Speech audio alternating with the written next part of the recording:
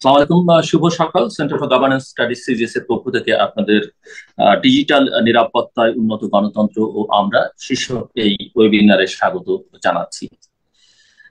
বাংলাদেশ তার জন্মের পর থেকেই আহ, নানা ধরনের আহ, কালো আইনের মধ্য দিয়ে গেছে এবং যাচ্ছে। আমরা বিশেষ ক্ষমতা আইনের কথা বলতে পারি।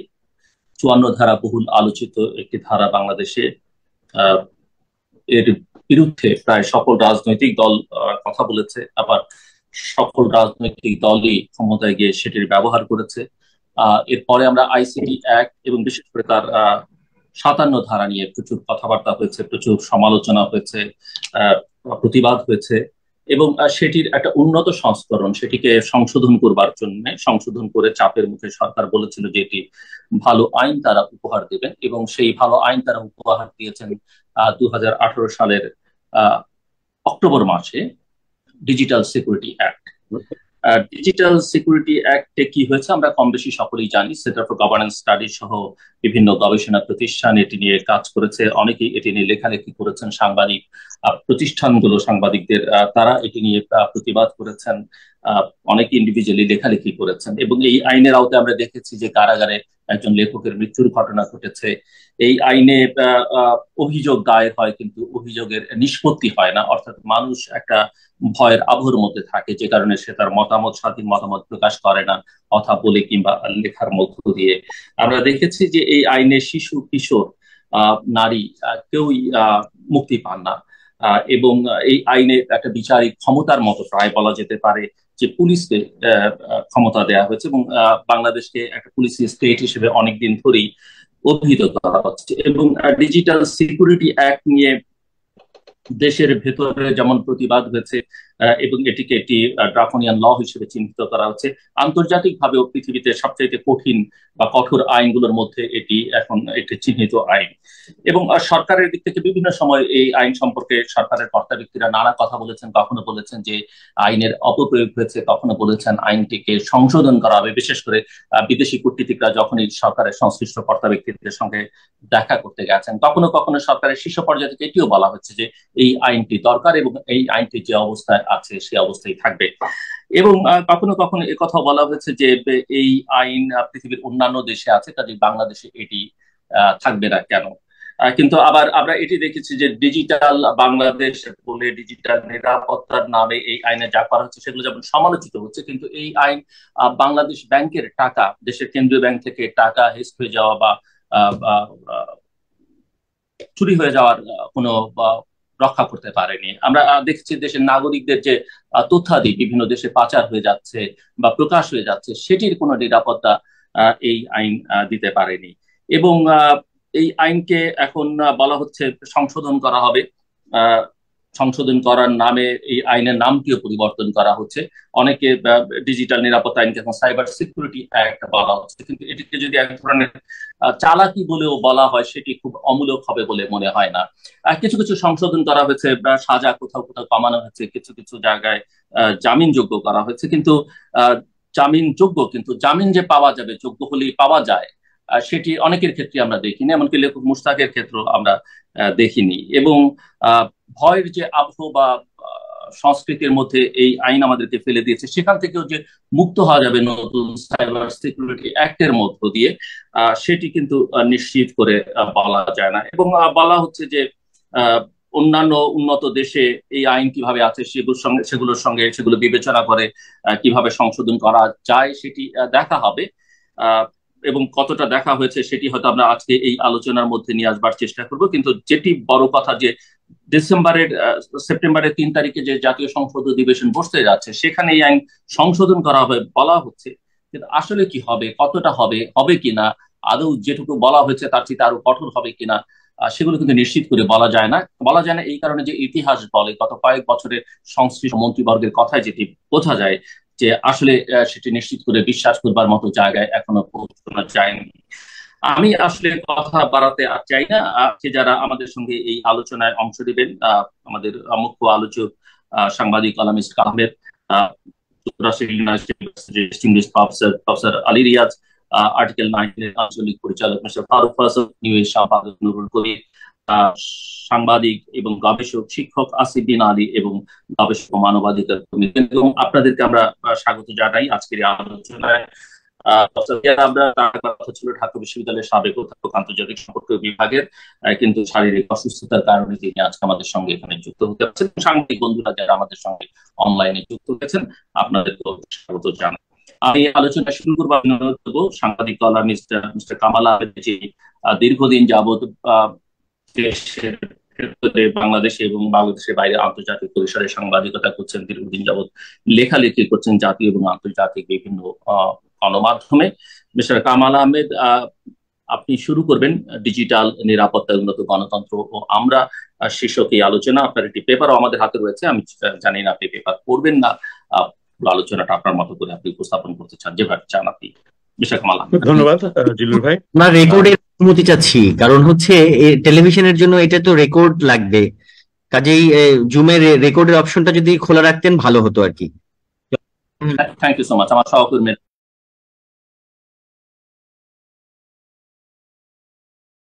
Recording in progress.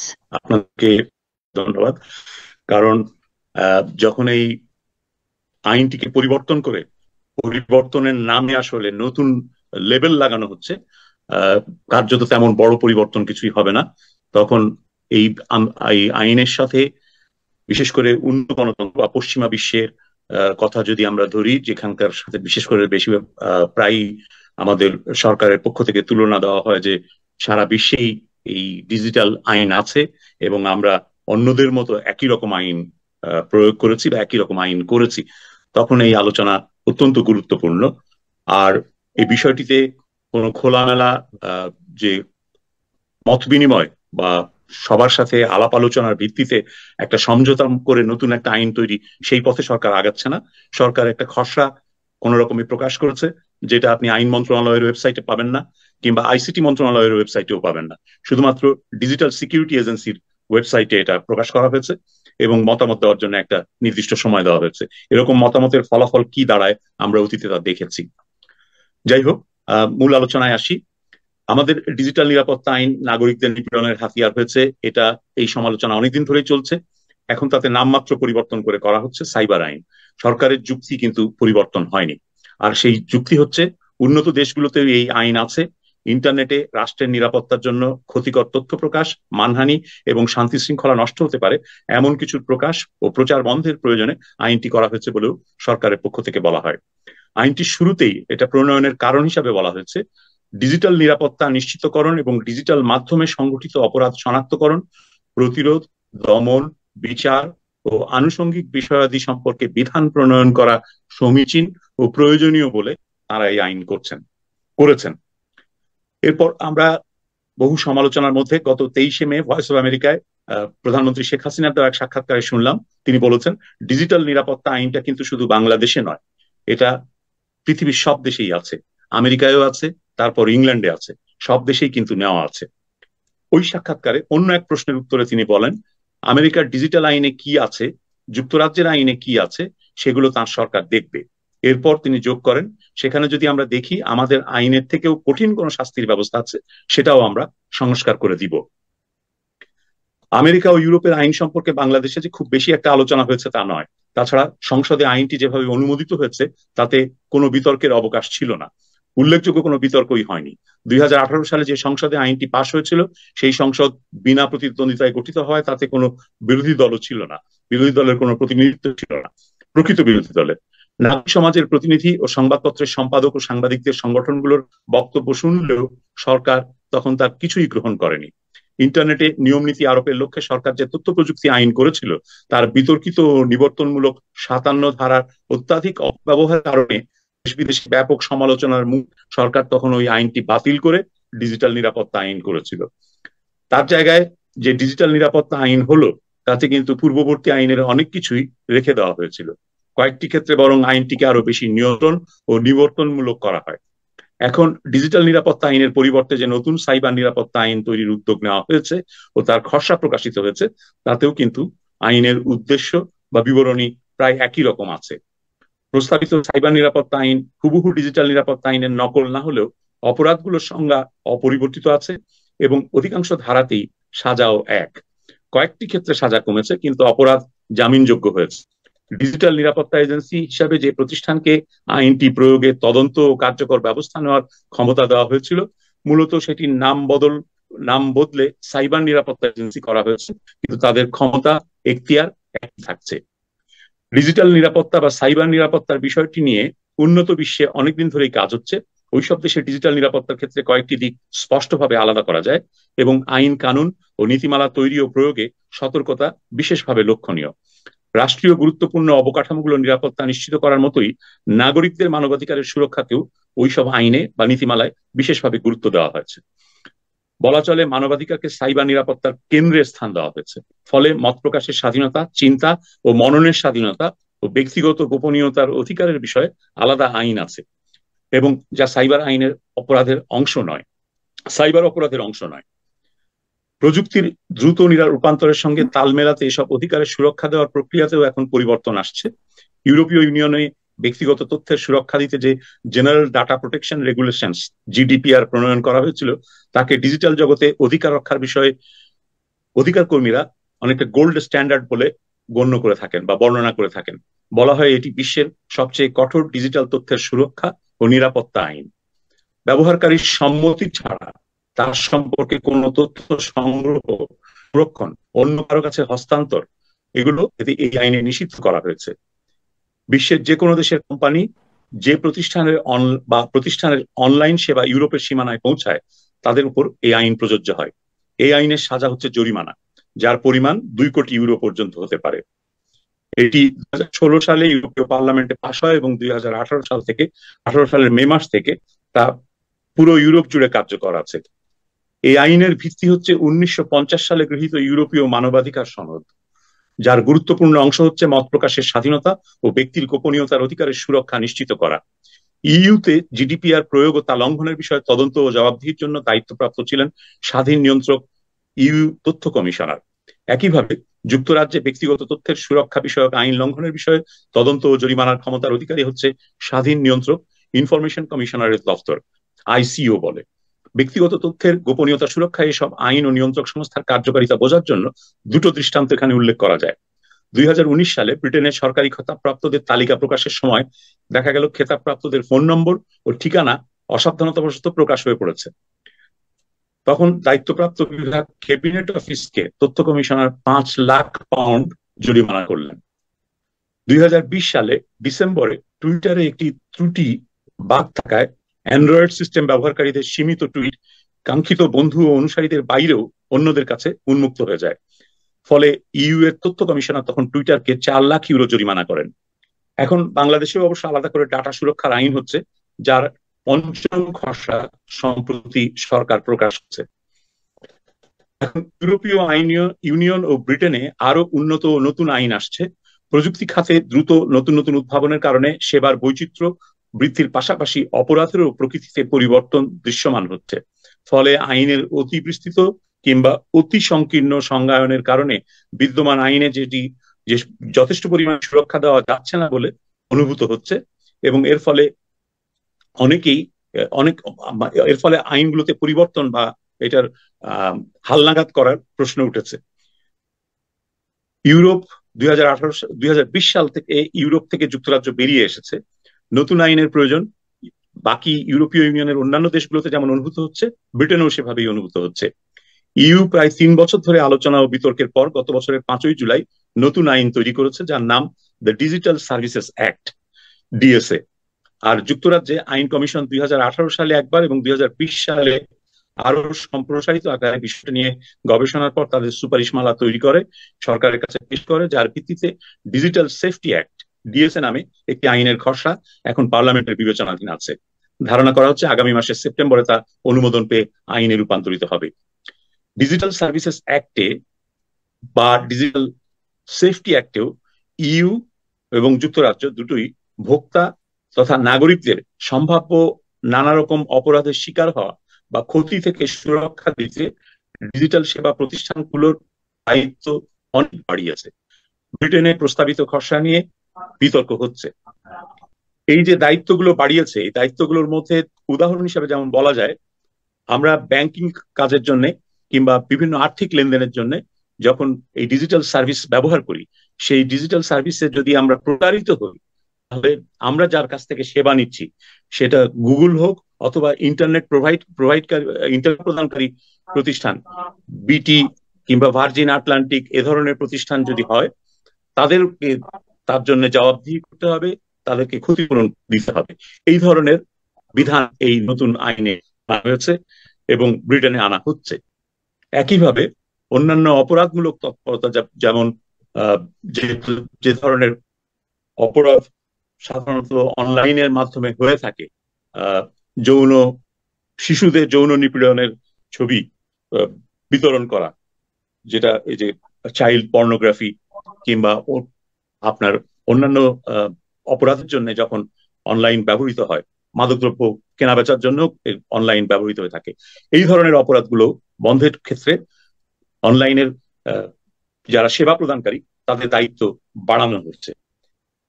সেই দায়িত্ব কিভাবে বাড়ানো হচ্ছে তা নিয়ে অনেক খুঁটিনাটি আলোচনার সুযোগ আছে, কিন্তু সেই আলোচনা এখানে খুব জরুরি বলে মনে হয় না। ভোক্তাদের এই ক্ষতি আটকানোর জন্য এখন আরো যে সমস্ত ডিজিটাল বাণিজ্য বিষয়ক আইন আছে, সেই সমস্ত আইনগুলোকেও এই নতুন আইনের মধ্যে ইনকর্পোরেট করা হয়েছে, অন্তর্ভুক্ত করা হয়েছে। কোম্পানিগুলোর ব্যবসায়িক স্বচ্ছতা এবং ব্যবহারকারীর সুরক্ষা হচ্ছে এই আইনের মূল লক্ষ্য। আমরা অনলাইনে গেলে যেমন ফেসবুক বা গুগলে অহরহ নানা রকম বিজ্ঞাপন বা তথ্য পাই, কোনটি বারবার পর্দায় আসতে থাকে। এগুলো কেন হয়? কিসের ভিত্তিতে ওইসব কোম্পানি নির্দিষ্ট কিছু পণ্য, সেবা বা তথ্য আমাদের কাছে তুলে ধরে? ফেসবুক বা গুগল ব্যবহারকারী হিসাবে ইউরোপীয় নাগরিকদের কাছে তারা কি অ্যালগোরিদম ব্যবহার করছে তা জানতে চাওয়ার অধিকার এই আইনে দেওয়া হয়েছে। যেমন আমি ফেসবুকের কাছে জানতে চাইতে পারবো যে তারা কি অ্যালগোরিদম ব্যবহার করছে। একইভাবে সম্ভাব্য ক্ষতিকর তথ্য, যেমন দ্রুত বেশি লাভের জন্য পঞ্জি স্কিম কিংবা নিষিদ্ধ বা অনুমোদিত আর্থিক সেবার বিজ্ঞাপন বা তথ্য সরিয়ে দেওয়া বা মডারেট করার দায়িত্ব এসব প্রতিষ্ঠানের উপর বর্তাচ্ছে। কিন্তু এই মডারেশন কোনোভাবেই নাগরিকদের মত প্রকাশের স্বাধীনতার পরিপন্থী হবে না। আইন লঙ্ঘনের আর্থিক সাজা অনেক বেশি, যা যে কোনো প্রতিষ্ঠানকে দেউলিয়া করে দিতে পারে।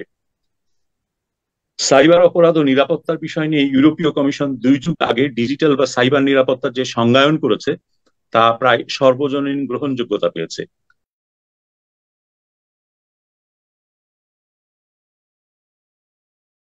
Recording in progress. সংজ্ঞায়নে বলা হয়েছে, ইলেকট্রনিক যোগাযোগ নেটওয়ার্ক এবং ইনফরমেশন সিস্টেম ব্যবহার করে অনলাইনে সংগঠিত অপরাধমূলক কাজ হচ্ছে সাইবার অপরাধ। সাইবার অপরাধের সংজ্ঞায়নে যেসব বিবেচনায় নেওয়া হয়েছে তা হলো নির্দিষ্টভাবে ইন্টারনেটকে লক্ষ্য করে অপরাধ, অনলাইনে জালিয়াতি ও প্রতারণা, এবং ইন্টারনেটে বেআইনি আধেয় বা কন্টেন্ট। বেলগ্রেড সনদকে ভিত্তি করে ইউভুক্ত দেশগুলো নিজস্ব আইন করে তা অনুসরণ করে। সন্ত্রাসবাদ, মানব পাচার, শিশু যৌন নির্যাতন এবং মাদক পাচার সহ অনেক ধরনের অপরাধ এখন অনলাইনে সহায়তায় ঘটছে এবং অপরাধ সংগঠন সহজ হয়ে গেছে। ফলে ওইসব অপরাধ দমনের আইনেও তদন্ত ও বিচার প্রক্রিয়ায় ডিজিটাল মাধ্যমে ব্যবহারের বিষয়গুলো অন্তর্ভুক্ত হয়েছে। অনলাইনে সন্ত্রাসী কার্যক্রম মোকাবিলায় সন্ত্রাসবাদ দমন বিষয়ক আইন, মানব পাচারের অপরাধে অনলাইনের ব্যবহার মোকাবিলায় মানব পাচার প্রতিরোধ আইন, সেগুলোকে হালনাগাদ করে সেই অনুযায়ী প্রয়োগ করা হচ্ছে। কম্পিউটার, ইলেকট্রনিক ডিভাইস এবং যোগাযোগ প্রযুক্তির অপব্যবহারের বিষয়েও বেশ কয়েকটি আইন আছে। এর মধ্যে সবচেয়ে পুরনো সম্ভবত ব্রিটেনের কম্পিউটার মিসইউজ অ্যাক্ট 1990। মূলত কোনো কম্পিউটারে অনধিকার প্রবেশ, তার তথ্য ভান্ডার বা বিভিন্ন সিস্টেমসের ক্ষতি সাধনের মতো অপরাধ মোকাবেলাই এর লক্ষ্য। ওই আইনে পরে বিভিন্ন সময় কিছু সংশোধনী আনা হলেও তা এখনো বহাল আছে।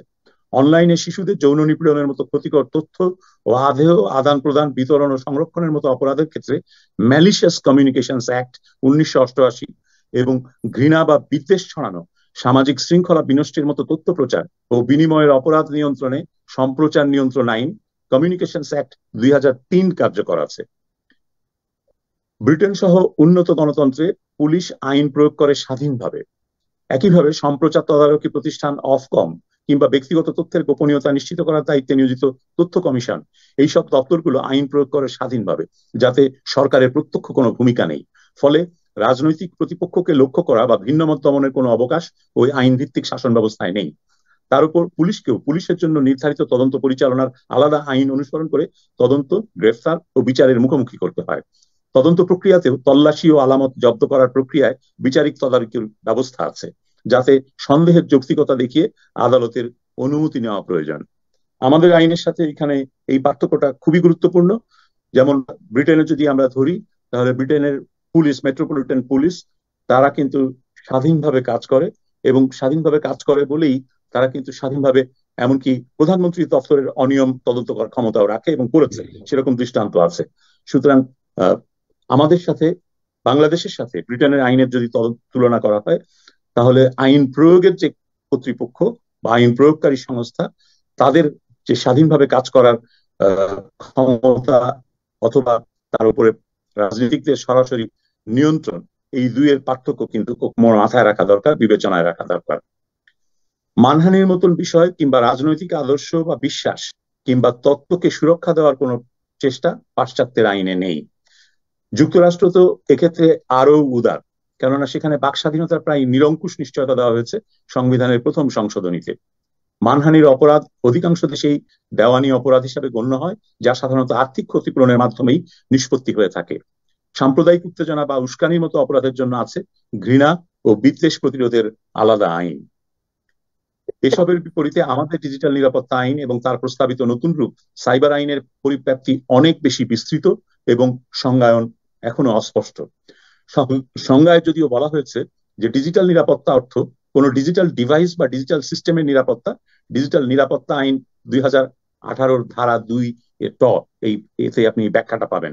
সেখানে লেখা আছে যে ডিজিটাল ডিভাইস বা ডিজিটাল সিস্টেমের নিরাপত্তা, এর বাইরে কিন্তু অন্য কিছু লেখা নেই সেখানে।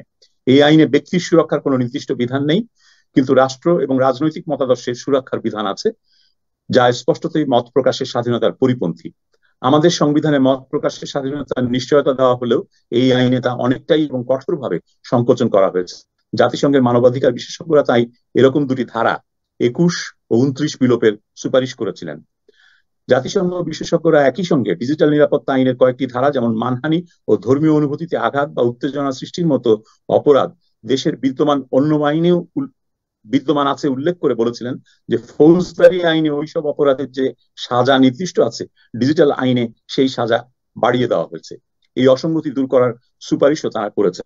এখনো কিন্তু এই নতুন যে পরিবর্তিত সাইবার নিরাপত্তা আইন, তাতে দেখবেন ধর্মীয় অবমাননার আইনের সাজা আর ফৌজদারি দণ্ডবিধিতে যে সাজা, এই সাজার মধ্যে পার্থক্য রয়েছে। এখনো সাইবার সিকিউরিটি আইনের সাজার পরিমাণ অনেক বেশি। সম্পাদক পরিষদ এবং সুশীল সমাজ ও বিভিন্ন অধিকার গোষ্ঠীর একই রকম পর্যবেক্ষণ ও দাবি আছে। তারা মানহানিকে ফৌজদারি দায় থেকে মুক্ত করে দেওয়ানি অপরাধ হিসাবে গণ্য করার আহ্বান জানিয়েছেন। প্রস্তাবিত সাইবার আইনেও মানহানি অপরাধ হিসাবে রয়ে গেছে, আর সাজা হিসাবে শুধু ক্ষতিপূরণের বিধান করা হচ্ছে। ক্ষতিপূরণের মাধ্যমে সরকার যদি মনে করে যে এটা প্রতিকার করা সম্ভব, তাহলে এই আইন কেন আর অপরাধ হিসাবে গণ্য হবে, ফৌজদারি অপরাধ হিসাবে গণ্য হন। সে কারণে এই আইন সাইবার আইন থেকে বাদ দেওয়া উচিত বা যেত।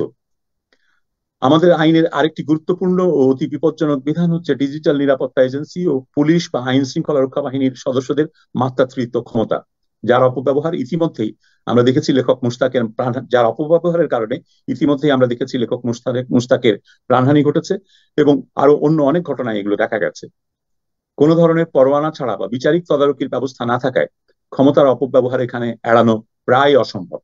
আমাদের তদারকি প্রতিষ্ঠানগুলো, যেমন ডিজিটাল নিরাপত্তা এজেন্সি কিংবা বিটিআরসি, কোনোটি স্বাধীন ও নিরপেক্ষভাবে কাজ করার অধিকার রাখে না, বরং সরকারের একটি অঙ্গ বা হাতিয়ার হয়ে আছে।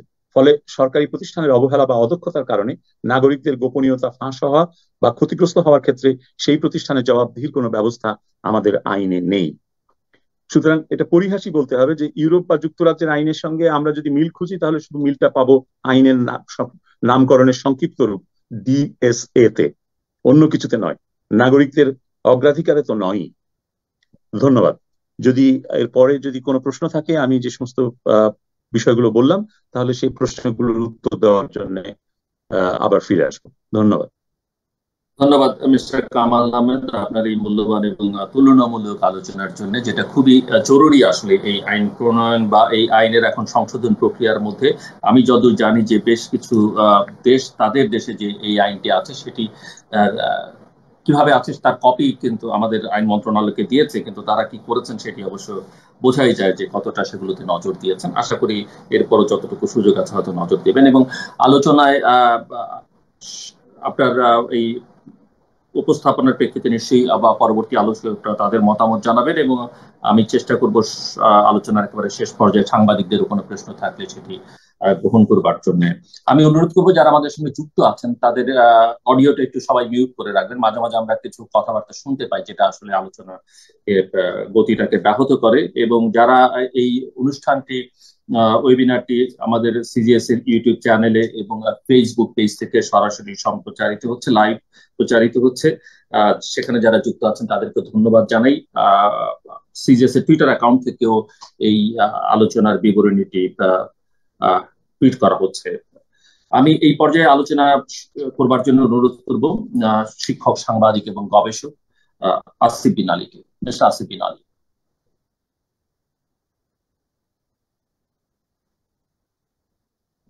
7 to 8 মিনিটস এর মধ্যে আলোচনাটা সীমাবদ্ধ রাখলে ভালো হয়।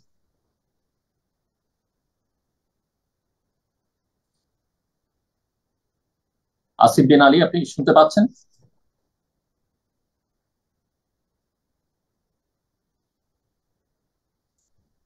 উনি সম্ভবত মিউট আছেন, বাট ওনাকে তো দেখতে পাচ্ছি যে উনি আছেন, যুক্ত আছেন। আসিফ বিন আলী, ওনার মাইক্রোফোন মনে হয় মিউট। ফারুক ভাই, thank you for joining us. আমি আমার সহকর্মীদের অনুরোধ করবো আসিফ বিন আলীকে একটু যোগাযোগ করবার জন্য। সামহাও তিনি আছেন আমাদের সঙ্গে কিন্তু আমি দেখতে পাচ্ছি না। আমি আলোচনা করবার জন্য এখন অনুরোধ করছি। আমি একটু অন্য আরেকজনের কাছে যাই। রোজিনা বেগম একজন গবেষক এবং মানবাধিকার কর্মী। রোজিনার কাছে বিশেষভাবে আমি তার কাজের ধরন ধারণ দেখে যেটি আলোচনা করতে অনুরোধ করবো যে ডিজিটাল নিরাপত্তায় বিভিন্ন প্রতিষ্ঠান সমূহ এবং অবিচারিক আমাদের এখানে যেসব প্রতিষ্ঠান আছে তাদের যে বিচারিক কার্যক্রম এবং সেই সঙ্গে মিস্টার কামাল আহমেদের যে উপস্থাপনা, তার প্রেক্ষিতে আপনার আলোচনা। রোজিনা বেগম। সবাইকে শুভেচ্ছা এবং সেন্টার ফর গভর্নেন্স স্টাডিজ কে ধন্যবাদ আজকে এই গুরুত্বপূর্ণ আলোচনা অনুষ্ঠানের আয়োজন করার জন্য, এবং কামাল ভাইকে ধন্যবাদ তার সুন্দর প্রেজেন্টেশনের জন্য। আলোচনা খুবই সুন্দর হয়েছে।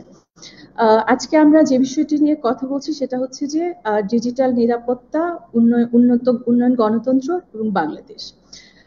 সম্প্রতি বাংলাদেশ সরকার এর আগে যে আইন করেছিল ডিজিটাল সিকিউরিটি অ্যাক্ট, সেটা রহিত করে নতুন একটা আইন প্রণয়ন করেছে, সাইবার সিকিউরিটি অ্যাক্ট। এখন আমরা দেখছি যে সাইবার সিকিউরিটি অ্যাক্ট বলা হলেও এই আইনটা যখন আমরা পড়তে যাই, বিশ্লেষণ করতে যাই, পাশাপাশি রাখলে অনেক সময় কনফিউশনে পড়ে যেতে হয় যে আসলে কি ডিজিটাল সিকিউরিটি অ্যাক্ট আইনটা পড়ছি নাকি নতুন সাইবার সিকিউরিটি যে আইন সরকার প্রস্তাব করেছে সেটি পড়ছি। কারণ মূলত ধারাগুলো সম্পূর্ণ একই। আগের আইনে ৬২টা ধারা ছিল, এটাতে ৭টা আছে, এবং যে শাস্তিমূলক ব্যবস্থা সেটার ক্ষেত্রে সাজা কমানো হয়েছে, কিন্তু আর অর্থনৈতিক দণ্ড বাড়ানো হয়েছে। এখন এখানে আরেকটা গুরুত্বপূর্ণ বিষয় হচ্ছে যে আমরা যখন এই সাইবার সিকিউরিটি অ্যাক্ট নিয়ে কথা বলছি, সাইবার সিকিউরিটির সঙ্গে মানুষের অনলাইনে বাক স্বাধীনতার সঙ্গে জড়িত আরো অনেকগুলো, বাংলাদেশে প্রায় এরকম 2 ডজন আইন রয়েছে যেগুলো অনলাইনে মানুষের বাক স্বাধীনতাকে রহিত করছে, এবং সরকার এই আইনগুলোকে বিভিন্ন ক্ষেত্রে ব্যবহার করছে পলিটিক্যাল উপায়ে তাদের পলিটিক্যাল নানা লক্ষ্য পূরণের জন্য। সেই আইনগুলো নিয়েও কথাবার্তা হওয়া দরকার। এক্ষেত্রে আমি যেটা করব, ডিজিটাল সিকিউরিটি অ্যাক্ট এবং সাইবার সিকিউরিটি অ্যাক্টের কিছু গুরুত্বপূর্ণ জায়গা, এই আইন দুটোর অধীনে কিছু প্রতিষ্ঠান সরকার তৈরি করেছে, এবং এই প্রতিষ্ঠানগুলো যেটা করেছে যে প্রতিষ্ঠানগুলোর নিজস্ব কার্যক্রম যে আইনের মাধ্যমে ঘোষিত হয়েছে সেটা করতে গিয়ে তাদের কার্যক্রম যেভাবে ঘোষিত হয়েছে সেটা অনেক সময় বিচারিক কার্যক্রমের মতো হয়ে গেছে, যেটা আদালতের বাইরে আসলে কাজগুলো করার এখতিয়ার কারণে। আমি এক্ষেত্রে আরেকটা জিনিস বলতে চাই যে বাংলাদেশ সরকার এই সাইবার সিকিউরিটি অ্যাক্ট ছাড়াও আরো কয়েকটা গুরুত্বপূর্ণ আইন করেছে যেগুলো বাকস্বাধীনতা রহিতকরণে বাংলাদেশের মানুষের বাকস্বাধীনতা খর্ব করতে গুরুত্বপূর্ণ ভূমিকা রাখছে। আমি একটু কিছু আইন, প্রবিধান এবং নীতিমালা আছে, সংক্ষেপে নামগুলো বলে যেতে চাই। একটা হচ্ছে যে তথ্য যোগাযোগ প্রযুক্তি বিভাগের প্রস্তুতকৃত উপাত্ত সুরক্ষা আইন 2022, বাংলাদেশ টেলিযোগাযোগ নিয়ন্ত্রণ কমিশনের প্রস্তুতকৃত প্রস্তাবিত regulation for digital social media and OTT platforms, এবং তথ্য ও সম্প্রচার মন্ত্রণালয়ের প্রস্তাবিত over the top OTT content পরিষেবা প্রদান ও পরিচালনা নীতিমালা 2021। আমি সাইবার সিকিউরিটি অ্যাক্টের বিচারিক অংশগুলো আলোচনা করার পরে এগুলো নিয়ে সামান্য একটু কথা বলতে চাই। এখন প্রথমে আমরা যাই যে ডিজিটাল সিকিউরিটি অ্যাক্টের অধীনে যে মামলাগুলো হচ্ছিল এবং অপরাধ নিরূপণের জন্য কিছু তদন্ত এবং অপরাধ নিরূপণের জন্য কিছু সংস্থা তৈরি করা হয়েছিল। এর মধ্যে একটা গুরুত্বপূর্ণ হচ্ছে সেকশন 5-এর আন্ডারে ডিজিটাল সিকিউরিটি এজেন্সি, যেটা আমরা দেখছি যে নতুন যে প্রস্তাবিত সাইবার সিকিউরিটি অ্যাক্ট সেখানেও সেকশন 5-এ এই ডিজিটাল সিকিউরিটি এজেন্সিটা রয়েছে, যেখানে একজন ডিরেক্টর জেনারেল থাকবেন এবং 2 জন ডিরেক্টর থাকবেন। এই ডিজিটাল সিকিউরিটি এজেন্সির কাজ আসলে কি? আইনের 8 নম্বর ধারায় বলা আছে যে তাদেরকে পাওয়ার দেওয়া হচ্ছে যে কোনো তথ্য উপাত্ত অনলাইনে ব্লক করার জন্য, ফিল্টার করার জন্য এবং সেন্সর করার জন্য। এখন আমরা জানি যে কোনো তথ্য উপাত্ত বা অনলাইনের কোনো কন্টেন্ট যখন সরকার ব্লক করে সেটার একটা পলিটিক্যাল মোটিভও থাকে। দেখা যাচ্ছে যে আমরা বিগত সময়গুলোতে লক্ষ্য করেছি যে সরকার তাদের মতের বিরুদ্ধে যায় এমন বিভিন্ন নিউজ পোর্টাল ব্লক করতে গিয়ে অনেকগুলো একাডেমিক ওয়েবসাইটও ব্লক করে দিয়েছে, ব্লগিং সাইটগুলো সরকার ব্লক করে দিয়েছে। প্রথমত এই ডিজিটাল সিকিউরিটি এজেন্সির কোনো এখতিয়ার নেই অনলাইনের কোনো তথ্য সেন্সর করার, ব্লক করার বা ফিল্টার করার। কারণ আমরা জানি যে কোনো ডেটা ফিল্টার করতে গেলে 3টা প্রিন্সিপাল মেনে চলতে হয়, সেটা হচ্ছে যে নেসেসিটি, লিগ্যালিটি অ্যান্ড প্রপোর্শনালিটি। অবশ্যই কোনো ডেটা ব্লক করতে গেলে সেটা কোর্টের আন্ডারে, কোর্ট থেকে অর্ডার আসতে হবে, কোর্টের অর্ডারের পরিপ্রেক্ষিতে কোনো ডেটা ব্লক করতে পারবে সরকার। এক্ষেত্রে দেখা যাচ্ছে যে সরকারের এই ডিজিটাল সিকিউরিটি এজেন্সি কোর্টের কোনো অর্ডার ছাড়াই নিজেরাই একটা বিচারিক সংস্থার মতো কাজ করছে, যেটা আসলে বাংলাদেশের সংবিধান এবং আইনের পরিপন্থী। এবং আরেকটা বিষয় লক্ষ্য করলে দেখা যাবে যে এই ডিজিটাল সিকিউরিটি অ্যাক্ট বা সাইবার সিকিউরিটি অ্যাক্টের 9 নম্বর ধারায় একটা জরুরি রেসপন্স টিম, যেটা ইমার্জেন্সি রেসপন্স টিম বলা হচ্ছে, সেটা সংক্ষেপ হচ্ছে যে NCERT। এই এজেন্সির কাজ হচ্ছে নানা রকম কাজের মধ্যে যেটা সবচেয়ে প্রবলেমেটিক, সবচেয়ে সমস্যাজনক একটা কাজ তারা করে, সেটা হচ্ছে কোনো অপরাধ সংগঠিত হওয়ার আগেই সেই অপরাধকে থামানোর চেষ্টা করা। সেই অপরাধ কোনো সরকারের কোনো এজেন্সি, এই এজেন্সির কোনো কর্মকর্তা বা কর্মচারী যদি মনে করেন যে দেশের কোনো নাগরিক কোনো অপরাধ করতে যাচ্ছেন বা কোনো অপরাধ সংগঠিত হতে যাচ্ছে, সেই অপরাধ সংগঠিত হওয়ার সম্ভাবনাকে ধরে নিয়ে অপরাধ সংগঠিত হওয়ার আগেই তার জন্য ব্যবস্থা নিতে পারেন, যেটা কোনোভাবেই কোনো আইনের দ্বারা সিদ্ধ হতে পারে না। অপরাধ হওয়ার আগেই কাউকে অপরাধী গণ্য করে ব্যবস্থা নেওয়া যেতে পারে না। এবং এগুলো আমরা দেখেছি যে এগুলো রাজনৈতিক মামলাগুলোর ক্ষেত্রে খুব গুরুতরভাবে ব্যবহৃত হয়েছে। এই কারণটা দেখিয়ে অনেক ক্ষেত্রে আরবিট্রারি ডিটেনশন এবং অ্যারেস্ট অনেক বেশি হয়েছে। এটা আসলে যে সেকশন 9 বলছে সাইবার সিকিউরিটি অ্যাক্টের, কোনো অপরাধ হওয়ার আগেই ইনিশিয়েটিভ নিয়ে সেই অপরাধকে প্রতিহত করা বা রহিত করা, এটা সম্পূর্ণ আইন পরিপন্থী। এবং আরেকটা গুরুত্বপূর্ণ জিনিস আমরা দেখি যে এই একই সেকশনটা আসলে নতুন যে সাইবার সিকিউরিটি অ্যাক্ট সরকার প্রস্তাব করেছে 9 নম্বর ধারার 5 নম্বর উপধারার গ নম্বর সেকশনে, সেখানে একই কথা বলা আছে যে সরকার চাইলে কোনো সরকারি কোনো এজেন্সি বা কর্মকর্তা যদি মনে করে এরকম অপরাধ, তারা অপরাধ ঘটার আগেই রহিত করতে পারবেন। আরেকটা গুরুত্বপূর্ণ প্রতিষ্ঠান এখানে হচ্ছে যে ডিজিটাল ফরেনসিক ল্যাব। যে ল্যাবের কথা বলা হচ্ছে, আমরা দেখেছি যে হাজার হাজার ডিজিটাল সিকিউরিটি অ্যাক্টের অধীনে মামলা হয়েছে। এই মামলাগুলোর ক্ষেত্রে এই ডিজিটাল ফরেনসিক ল্যাব অনেক ক্ষেত্রে ব্যর্থ হয়েছে যে সঠিকভাবে নিরূপণ করতে যে কোনগুলো আসলে ডিজিটাল সিকিউরিটি এভিডেন্সের, ডিজিটাল সিকিউরিটি অ্যাক্টের অধীনে যে মামলাগুলো হয়েছে কোন এভিডেন্স গুলো আসলে কাউন্ট হবে, কোনগুলো হবে না। এবং এর উপরেও এই ল্যাবের সক্ষমতা নিয়ে নাগরিকদের নানা ধরনের প্রশ্ন রয়েছে। নানা রকম কয়েক দফায় এখানে টাকা বিনিয়োগ করা হয়েছে এবং সেটার নাগরিক সমাজ তেমন কোনো আউটপুট দেখতে পায়নি, কারণ কোর্টে মূলত মামলা করতে গেলেই মামলা হচ্ছে, যদিও মামলাগুলো পরে অনেকগুলো মামলায়, বেশিরভাগ মামলায় বাতিল হয়েছে। আরেকটা গুরুত্বপূর্ণ ব্যাপার হচ্ছে এখানে যে এই ডিজিটাল সিকিউরিটি অ্যাক্টের ধারা নম্বর 12 এবং প্রস্তাবিত সাইবার সিকিউরিটি অ্যাক্টের ধারা নম্বর 12-তে ন্যাশনাল ডিজিটাল সিকিউরিটি কাউন্সিল নামে একটা কাউন্সিল করার এখতিয়ার আছে এবং কাউন্সিল গঠিত হয়েছে। এটার মেম্বার হচ্ছেন সরকারের বিভিন্ন সচিব এবং স্বয়ং প্রধানমন্ত্রী এখানকার এই কাউন্সিলের একজন সদস্য। এখানে বলা হচ্ছে যে এই কাউন্সিল চাইলে যদি মনে করেন যে digital security act digital security কোনোভাবে কোনো রকম ঝুঁকির মধ্যে আছে, তাহলে তারা যেটা করতে পারে, তারা গাইড করতে পারেন কিভাবে এই ঝুঁকি কমানো বা ঝুঁকি অন্যরকম ব্যবস্থা নেওয়া যায়। আমরা জানি যে এই কাজগুলো সাধারণত আদালতের করার কথা, এগুলো এরকম আরেকটা হচ্ছে ধারা নম্বর 16 ডিজিটাল সিকিউরিটি অ্যাক্ট বা সাইবার সিকিউরিটি অ্যাক্ট দুটোরই ধারা নম্বর 16 বলা হচ্ছে যে এখানে একটা গুরুত্বপূর্ণ হচ্ছে ক্রিটিক্যাল ইনফরমেশন ইনফ্রাস্ট্রাকচার। আমরা দেখছি যে ক্রিটিক্যাল ইনফরমেশন ইনফ্রাস্ট্রাকচার নিয়ে সরকার খুবই সেন্সিটিভিটির সঙ্গে কথাবার্তা বললেও আমরা দেখছি যে আমাদের সম্প্রতি একটা নিউজ আমরা প্রকাশিত হতে দেখেছি যে দেশের 5 কোটি নাগরিকের গুরুত্বপূর্ণ ভোটার আইডির তথ্য প্রকাশিত হয়ে পড়েছে। এগুলো কত বড় ঝুঁকি এটা আসলে মানে বলে বোঝানো সম্ভব না, যে প্রত্যেকটা নাগরিক এর মাধ্যমে আক্রান্ত হতে পারে এবং যে কোনো সময় ভয়াবহ অপরাধে অভিযুক্ত হতে পারে, যে অপরাধের সাথে তিনি যুক্ত না, তার ব্যক্তিগত তথ্য চুরি হয়ে নানা জায়গায় তাকে অপরাধীকরণ করা হতে পারে। এখানে আরেকটা গুরুত্বপূর্ণ হচ্ছে যে ক্রিটিক্যাল ইনফরমেশন স্ট্রাকচারের যে ব্যাপারটা, সেখানে প্রচুর পরিমাণ অর্থ বিনিয়োগ করা হলেও এই ক্রিটিক্যাল ইনফরমেশন স্ট্রাকচার নিয়ে সরকার এবং সরকারের মানুষজন খুবই দায়িত্বজ্ঞানহীনতার পরিচয় দিয়েছেন এবং সাম্প্রতিক সময়ে যেটা আমরা দেখেছি তাতে তারা তেমন কোনো ব্যবস্থা নিতে দেখা যায়নি। আরেকটা গুরুত্বপূর্ণ কথা বলতে চাই যে আইনগুলো প্রস্তাবিত হয়েছে, যেমন এখানে তথ্য উপাত্ত সুরক্ষা আইন একটা বলা আছে, এই আইনের একটা ধারা আছে ধারা 66। ধারা 66-তে বলা হচ্ছে যে সরকার যদি সরকারের এই এজেন্সি যদি মনে করে যে সরকারের কোনো কর্মকর্তা বা কর্মচারী এই দায়িত্ব পালন করতে গিয়ে কোনো রকম অবহেলা করেছেন বা কোনো রকম বেআইনি কাজকর্ম করেছেন, তাহলে এজেন্সির প্রধান চাইলে তাকে সেই দায় থেকে অবমুক্তি দিতে পারেন। আসলে কোনো দায় থেকে অবমুক্তি দেওয়া সরকারের কোনো এজেন্সির কাজ না, এটা আসলেই তাকে বিচারিক প্রক্রিয়ার মুখোমুখি হয়েই তাকে এই দায় থেকে অবমুক্তি নিতে হবে। সরকার চাইলেও সরকারের কর্মকর্তা কর্মচারীদেরকে দায় মুক্তি ঘোষণা করলো, এটা আসলে হতে পারে না। আরেকটা গুরুত্বপূর্ণ ব্যাপার হচ্ছে যে ওয়ান সেকেন্ড, আপনার আলোচনাটা খুবই গুরুত্বপূর্ণ নিঃসন্দেহে, কিন্তু একটু সংক্ষিপ্ত করতে হবে প্লিজ। ওকে, 1 মিনিট সময় নিচ্ছি।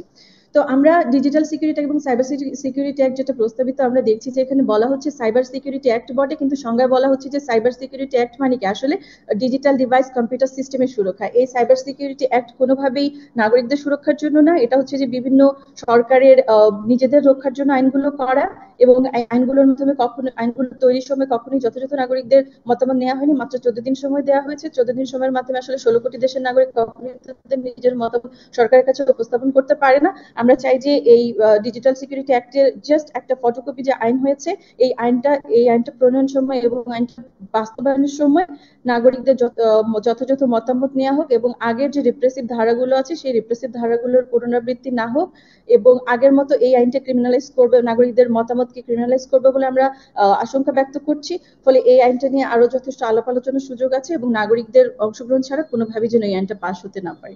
ধন্যবাদ। ধন্যবাদ রোজিনা বেগম, এবং মিস্টার কামাল আহমেদের আলোচনার সঙ্গে আরো নতুন কিছু প্রসঙ্গ এখানে রোজিনা বেগম যুক্ত করলেন। আমি এবারে বলবার জন্য অনুরোধ করছি মিস্টার আসিফিন আলীকে। আসিফিন আলী একজন শিক্ষক, সাংবাদিকতা করেছেন অনেকদিন, গবেষণার সঙ্গেও যুক্ত। এবং আসিফিন আলী, মিস্টার কামাল আহমেদের উপস্থাপনা আপনি শুনেছেন ডিজিটাল নিরাপত্তা, উন্নত গণতন্ত্র এবং আমরা কোথায় দাঁড়িয়ে আছি, এবং রোজিনা বেগমের আলোচনা শুনলেন। আপনার মতামত। ধন্যবাদ জিলুর ভাই। আমি আশা করি এবার আমার কথা শোনা যাচ্ছে। জিলুর ভাই, এবার কি আপনি আমার কথা শুনতে পাচ্ছেন? আমরা শুনতে পাচ্ছি। Okay, great, wonderful, thank you. So প্রথমেই ধন্যবাদ মাহমুদ কামাল ভাইকে তার খুব চমৎকার একটা প্রেজেন্টেশনের জন্য। তিনি বেশ বিস্তারিতভাবে ডিজিটাল সিকিউরিটি অ্যাক্টের হিস্ট্রি, বিভিন্ন দেশে এটা কিভাবে ব্যবহার হচ্ছে এবং এটা কিভাবে তৈরি করা হয়েছে, তার কাজ কেমন, সেগুলো নিয়ে তিনি কথা বলেছেন। আমরা যে জিনিসটা আসলে এই জায়গাটাতে ওনার আলোচনা থেকে চলে আসছে সেটা হচ্ছে যে সেটা যে দেশই হোক, সেই দেশে একটা ডিজিটাল সিকিউরিটি অ্যাক্টের দরকার হয়েছে, অর্থাৎ ডিজিটাল প্ল্যাটফর্মে ডিজিটাল ইনফ্রাস্ট্রাকচারের নিরাপত্তার জন্য এবং একই সাথে মানুষের এবং সেই প্ল্যাটফর্ম যে মানুষগুলো ব্যবহার করছেন তার নিরাপত্তার জন্য একটা স্ট্রাকচারের দরকার হয়েছে। আমিও ব্যক্তিগতভাবে সেটাই মনে করি যে ইভেন আমাদের কনটেক্সটেও আমাদের একটা আইনের দরকার রয়েছে, যেই আইনটা ডিজিটাল প্ল্যাটফর্মের জন্য একটা নিরাপদ পরিবেশ নিশ্চিত করে, এটার যেমন ইনফ্রাস্ট্রাকচারের নিরাপত্তা নিশ্চিত করে, একই সাথে যারা ব্যবহার করছেন তাদের নিরাপত্তা নিশ্চিত করে। ডিজিটাল স্ক্যাম, যেমন নারী এবং শিশুদেরকে অনলাইন হ্যারাসমেন্টের হাত থেকে রক্ষা করা, এর জন্য আমাদের একটা প্রোটেকশনের আইন দরকার। আমাদের আইন এই ক্ষেত্রেও দরকার যে যে ধরনের হেট স্পিচ বিভিন্ন গ্রুপ থেকে প্রডিউস করা হয় এবং সেই হেট স্পিচ গুলো রাজনীতিতে ব্যবহার করা হয়, এবং মাইনরিটি প্রোটেকশন, অর্থাৎ মাইনরিটিকে টার্গেট করে যে হেট স্পিচ গুলো তৈরি করা হয় সেগুলো বন্ধ করার জন্য বা সেগুলোকে নিয়ন্ত্রণে রাখার জন্য একটা আইন দরকার। এখন ডিজিটাল নিরাপত্তা আইন যেটা 2018 সালে হলো, আমরা সেটাতে দেখলাম যে এর বেশ কিছু ধারা এই জায়গাগুলো কভার করেছিল। মোটামুটি আমরা দেখতে পেয়েছি যে নারী, শিশু, তাদের ছবি এই সংক্রান্ত যে ধরনের মিসইউজ গুলো ছিল সেখানে খানিকটা কাজ করেছিল। কিন্তু সমস্যা হয়ে গেছে যে এখানে যেটা হচ্ছে যে এই নিরাপত্তার সাথে সরকারের সমালোচনাগুলোকে যুক্ত করে দেওয়া। অর্থাৎ একটা হচ্ছে নেসেসিটি, নারী, শিশু, হেট স্পিচ এগুলোর বন্ধ করার, নিরাপত্তা নিশ্চিত করা, এটা হচ্ছে প্রয়োজনীয়। আর এইটার সাথে যখনই সরকারের সমালোচনাটাকেও অপরাধ হিসেবে যুক্ত করে দেওয়া হচ্ছে, আসলে সমস্যাটা তৈরি হচ্ছে সেই জায়গাটাতেই। এবং আমি যদি মাসুদ ভাইয়ের আলোচনা সঠিকভাবে বুঝতে পারি, আবার কামাল আহমেদ, মাসুদ, সরি কামাল। সরি আমি যদি কামাল ভাইয়ের আলোচনা সঠিকভাবে বুঝতে পারি, আমার ধারণা তিনি এই জায়গাটাতেই পয়েন্ট আউট করছিলেন যে যে যেটা নিরাপত্তার জন্য জরুরি সেটাকে সরকারের হাতিয়ার হিসেবে যাতে ব্যবহার না হয়। আমরা যে জিনিসটা এখন দেখতে পাচ্ছি যে এই ডিজিটাল নিরাপত্তা আইন 2018, এটাকে সংস্কার করার মাধ্যমে আরেকটা নতুন আইনের কথা বলা হচ্ছে, সাইবার সিকিউরিটি অ্যাক্ট 2023। এবং খুব এটা জরুরি দরকার আমাদের বোঝা যে এই দুই আইনের মধ্যে পার্থক্য কি ছিল এবং এটা নতুন কিছু আমাদের জন্য নিয়ে আসবে কিনা। আমরা দেখতে পেয়েছি যে ডিজিটাল নিরাপত্তা আইনে পুলিশকে এক্সেসিভ পাওয়ার দেওয়া হয়েছিল। আমরা দেখেছি যে ডিজিটাল নিরাপত্তা আইনে মানে একটু একটু একটু সংশোধন ইন্টারভেন করে বেঁচে আছি। বলা হচ্ছে না এটা নতুন আইন, ডিজিটাল নিরাপত্তা আইন কি সংশোধন করা হচ্ছে, নামটাও সংশোধন নাম, হ্যাঁ নামটাও সংশোধন করা হচ্ছে। তো আমরা যেটা দেখেছি যে ডিজিটাল ডিএসএ 2018-তে পুলিশকে অবারিত ক্ষমতা দেওয়া হয়েছিল। এখানে হচ্ছে যে মানে একই সাথে বিচার শুরু হওয়ার আগেই বন্দি করে রাখার একটা ব্যবস্থা ছিল। এবং আমরা দেখতে পেয়েছি যে সেইটার বেশ কয়েকজন ভুক্তভোগীও রয়েছে, যেমন আমি খাদিজার কেসটা আমরা বারবার রেফার করতে পারি যে এই কেসটাকে মোটামুটি 4 মাসের জন্য শুনানি স্থগিত করে দেওয়া হয়েছে। এবং আমরা দেখতে পেয়েছি যে মানে এমন ধরনেরও কথা এসছে যে খাদিজার অনুষ্ঠানে যে বা যে কথাই বলুক তার দায় দায়িত্ব খাদিজার। মানে এই যে ব্যাখ্যাগুলো এসছে, কারণ হচ্ছে ডিজিটাল নিরাপত্তা আইনের সংজ্ঞায়নের, অপরাধের সংজ্ঞায়নের অস্পষ্টতা ছিল। আমরা এই ক্ষেত্রে আবার দেখেছি যে জামিনের কথা বলা হয়েছে যে নতুন বা সংস্কার করার পরে যে আইনটা আসবে। তো আমরা আমি জানি না আপনাদের বোধহয় মনে আছে যে ইয়ের বিরুদ্ধে একটা মামলা হয়েছিল ব্যারিস্টার মইনুল ইসলামের, ব্যারিস্টার মইনুলের বিরুদ্ধে, এবং সেই মামলাতে কিন্তু তাকে 6 মাস অলমোস্ট জামিন দেওয়া হয় নাই। তো এই যে ব্যাপারগুলো, এইটা মানে সংস্কার করার পরে যে সাইবার সিকিউরিটি অ্যাক্ট আসছে, আমরা দেখতে পাচ্ছি সেখানেও মোটামুটি খানিকটা একই রকম ভাবে থাকছে। যেমন সাজা কমানো হচ্ছে, কিন্তু কথা হচ্ছে যে একটা মানুষের 7 বছরের সাজা আর 6 মাসের সাজা মোটামুটি একই ধরনের সামাজিক ইম্প্যাক্ট তৈরি করে। আবার কিছু ধারা জামিনযোগ্য করা হয়েছে, বাট আবার কিছু ধারা জামিন অযোগ্যও রাখা হয়েছে। আবার আমরা দেখতে পাচ্ছি যে প্রি ট্রায়াল ডিটেনশন এটাও রয়েছে। তার মানে হচ্ছে যে থিওরিটিক্যালি স্পিকিং আমরা মেজর কোনো চেঞ্জ দেখতে পাচ্ছি না। তো আমি যদি আমার আলোচনাটাকে মাঝখানে এসে একটু সামারাইজ করি, একটা হচ্ছে আমাদের আইনের দরকার, দ্বিতীয়ত হচ্ছে যে যে আইনটার দরকার সেইটার উদ্দেশ্য হওয়া উচিত মানুষকে নিরাপত্তা দেওয়া। সেটার উদ্দেশ্য এইটা হওয়া উচিত না যে সরকারের সমালোচনা করাটাকে অপরাধ হিসেবে গণ্য করে সেই আইনটাকে হাতিয়ার হিসেবে ব্যবহার করা।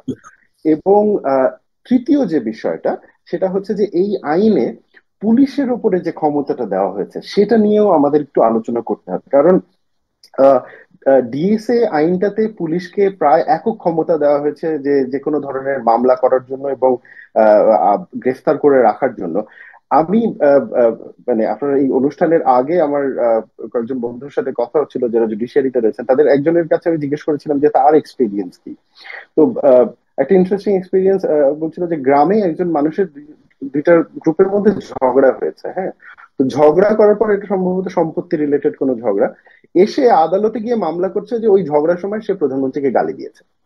এখন অর্থাৎ ঘটনাটা কিন্তু হচ্ছে যে জমি জমা সংক্রান্ত ঝগড়া, কিন্তু সে জানে যে এই আইনটাকে মিসইউজ করা যাবে, এবং এই কারণে সে তার সাথে ঝগড়া হয়েছে, তাকে অসম্মান করা হয়েছে, এটা দিয়ে মামলা দিতে যায়নি। সে মামলা দিতে গেছে হচ্ছে যে প্রধানমন্ত্রীকে অসম্মান করা হয়েছে। দেখেন এই এই কেসগুলো কিন্তু অহরহ, এইরকম ব্যাপারগুলো। তো এরকম ক্ষেত্রে যেটা হয়, এরকম ক্ষেত্রে যে পুলিশ হয় মামলা নিয়ে নেয়। আমরা দেখেছি যে চায় স্টলে কথা বলার জন্য, মানে চায় স্টলে বসে মানে সরকারের সমালোচনা করার জন্য, এবং আমরা দেখবো যে একজনকে 10 বছরের সম্ভবত জেল দেওয়া হয়েছিল। তো এই যে প্র্যাকটিস গুলো ছিল, এই প্র্যাকটিস গুলো ডিজিটাল নিরাপত্তা আইনের মিসইউজটাকেই প্রমাণ করে। এবং এই মিসইউজটা অ্যাকচুয়ালি আমি আইনমন্ত্রীর কথাটা স্পষ্ট, কারণ আইনমন্ত্রী যখন ডিজিটাল নিরাপত্তা আইনের সংস্কারের কথা বলে সংবাদ সম্মেলন করেছেন, সেখানে তিনি বলেছেন যে ডিজিটাল নিরাপত্তা আইন নিয়ে মানুষের মানসিক চাপ ও আতঙ্ক ছিল। লক্ষ্য করেন এই দুইটা শব্দ, অর্থাৎ মানসিক চাপ এবং আতঙ্ক। আইনের উদ্দেশ্য হওয়া উচিত যে হচ্ছে যে নির্দোষ তাকে নিরাপত্তার বলয়ের মধ্যে রাখা, যে নির্দোষ তাকে নির্ভয়ের একটা সমাজ দেওয়া, আর যে দোষী তার জন্য মানসিক চাপ এবং আতঙ্কের একটা এনভায়রনমেন্ট তৈরি করে যাতে সেই দোষটা না করে। আমরা দেখবো যে হচ্ছে যে আইনমন্ত্রী নিজেই বলছেন যে না, এটা ইন জেনারেল মানুষের মধ্যে একটা মানসিক চাপ এবং আতঙ্ক তৈরি করেছে। তো সেই প্রেক্ষিতটাকে মাথায় রেখে আমার মনে হয় যে নতুন যে আইনটা সংস্কার হচ্ছে সেইটার উপরে আমাদের বেশ কিছু প্রস্তাবনা থাকা উচিত। তার মধ্যে একটা হচ্ছে যে আইনের সংজ্ঞার অস্পষ্টতা দূর করতে হবে, অর্থাৎ আইনের ভেতরে যে অপরাধের যে সংজ্ঞা সেটাকে প্রপারলি নিশ্চিত করতে হবে যাতে ওইটার মিসইউজ হওয়ার সম্ভাবনা কম থাকে। আরেকটা ব্যাপার সেটা হচ্ছে আমরা দেখবো যে ডিজিটাল সিকিউরিটি অ্যাক্ট, এটার ভেতরে ধর্ম, রাজনৈতিক ব্যক্তিত্ব, ইতিহাস এগুলোর সমালোচনা করাটাকেও মানে হচ্ছে কঠোর রুলস দ্বারা বন্ধ করার চেষ্টা করা হয়েছে। এখন দেখতে হবে যে আপনি যদি ধর্ম, ইতিহাস এবং হচ্ছে যে সায়েন্স এই জায়গাগুলোতে খোলামেলা ভাবে কথা বলতে না দেন, গবেষণা করতে না দেন, তাহলে তো সেইটা মানে সামগ্রিকভাবে খুব একটা আমাদের সমাজের জন্য হেল্পফুল না। তো যে আইনটা সংস্কার হচ্ছে আমার মনে হয় যে সেখানে এই বিষয়গুলোকে বাদ দেওয়াটা খুব জরুরি, যে ধর্ম, ইতিহাস, বিজ্ঞান এই ব্যাপারগুলোকে মোর হচ্ছে যে ফ্রিডম অফ স্পিচের জায়গা থেকে দেখতে হবে। আরেকটা হচ্ছে সেটা যেটা ওই যে মামলার পূর্বেই মানে একদম মামলা করে বা অনেক ক্ষেত্রে মামলা না করেই আগে জেলে নিয়ে যাওয়া তারপরে মামলা দেওয়া, এই ঘটনাগুলোকে প্রতিরোধ করার জন্য একটা ব্যবস্থা হতে পারে যে মামলার পূর্বে রিপোর্ট করতে পারে, এবং পুলিশের কাজ হবে সেই রিপোর্টটা তদন্ত করা এবং সেই তদন্ত প্রতিবেদন আদালতে জমা দেওয়া। দিন আদালত ডিসাইড করবে যে এই মামলাটা নেওয়া হবে কি হবে না। কারণ ডিজিটাল সিকিউরিটি একটা অন্যতম একটা বড় দুর্বলতা ছিল হচ্ছে যে পুলিশের সরাসরি মামলা করা এবং সেইটার মিসইউজ করা। এখন এককভাবে পুলিশের হাতে এত বেশি ক্ষমতা দেওয়াটা, আমাদের যে পাওয়ারের চেকস এন্ড ব্যালেন্স,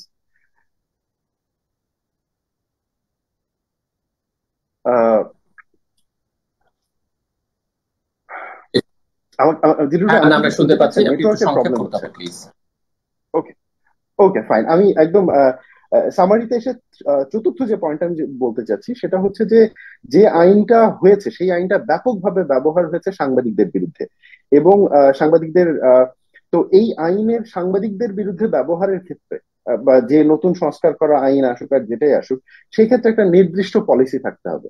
অর্থাৎ একজন সাংবাদিক কারো দুর্নীতি নিয়ে রিপোর্ট করেছেন, আপনি তার বিরুদ্ধে ডিজিটাল সিকিউরিটি একটা মামলা করে দিবেন, এটা হতে পারে না। অর্থাৎ সেখানেও একটা স্বাধীন একটা তত্ত্বাবধায়কের দরকার যারা আসলে এই জিনিসগুলো ডিসাইড। সর্বোপরি আমি যে কথাটা বলে শেষ করতে চাচ্ছি সেটা হচ্ছে যে আইন তখনই কাজ করবে যখন রাজনৈতিক সদিচ্ছা থাকবে।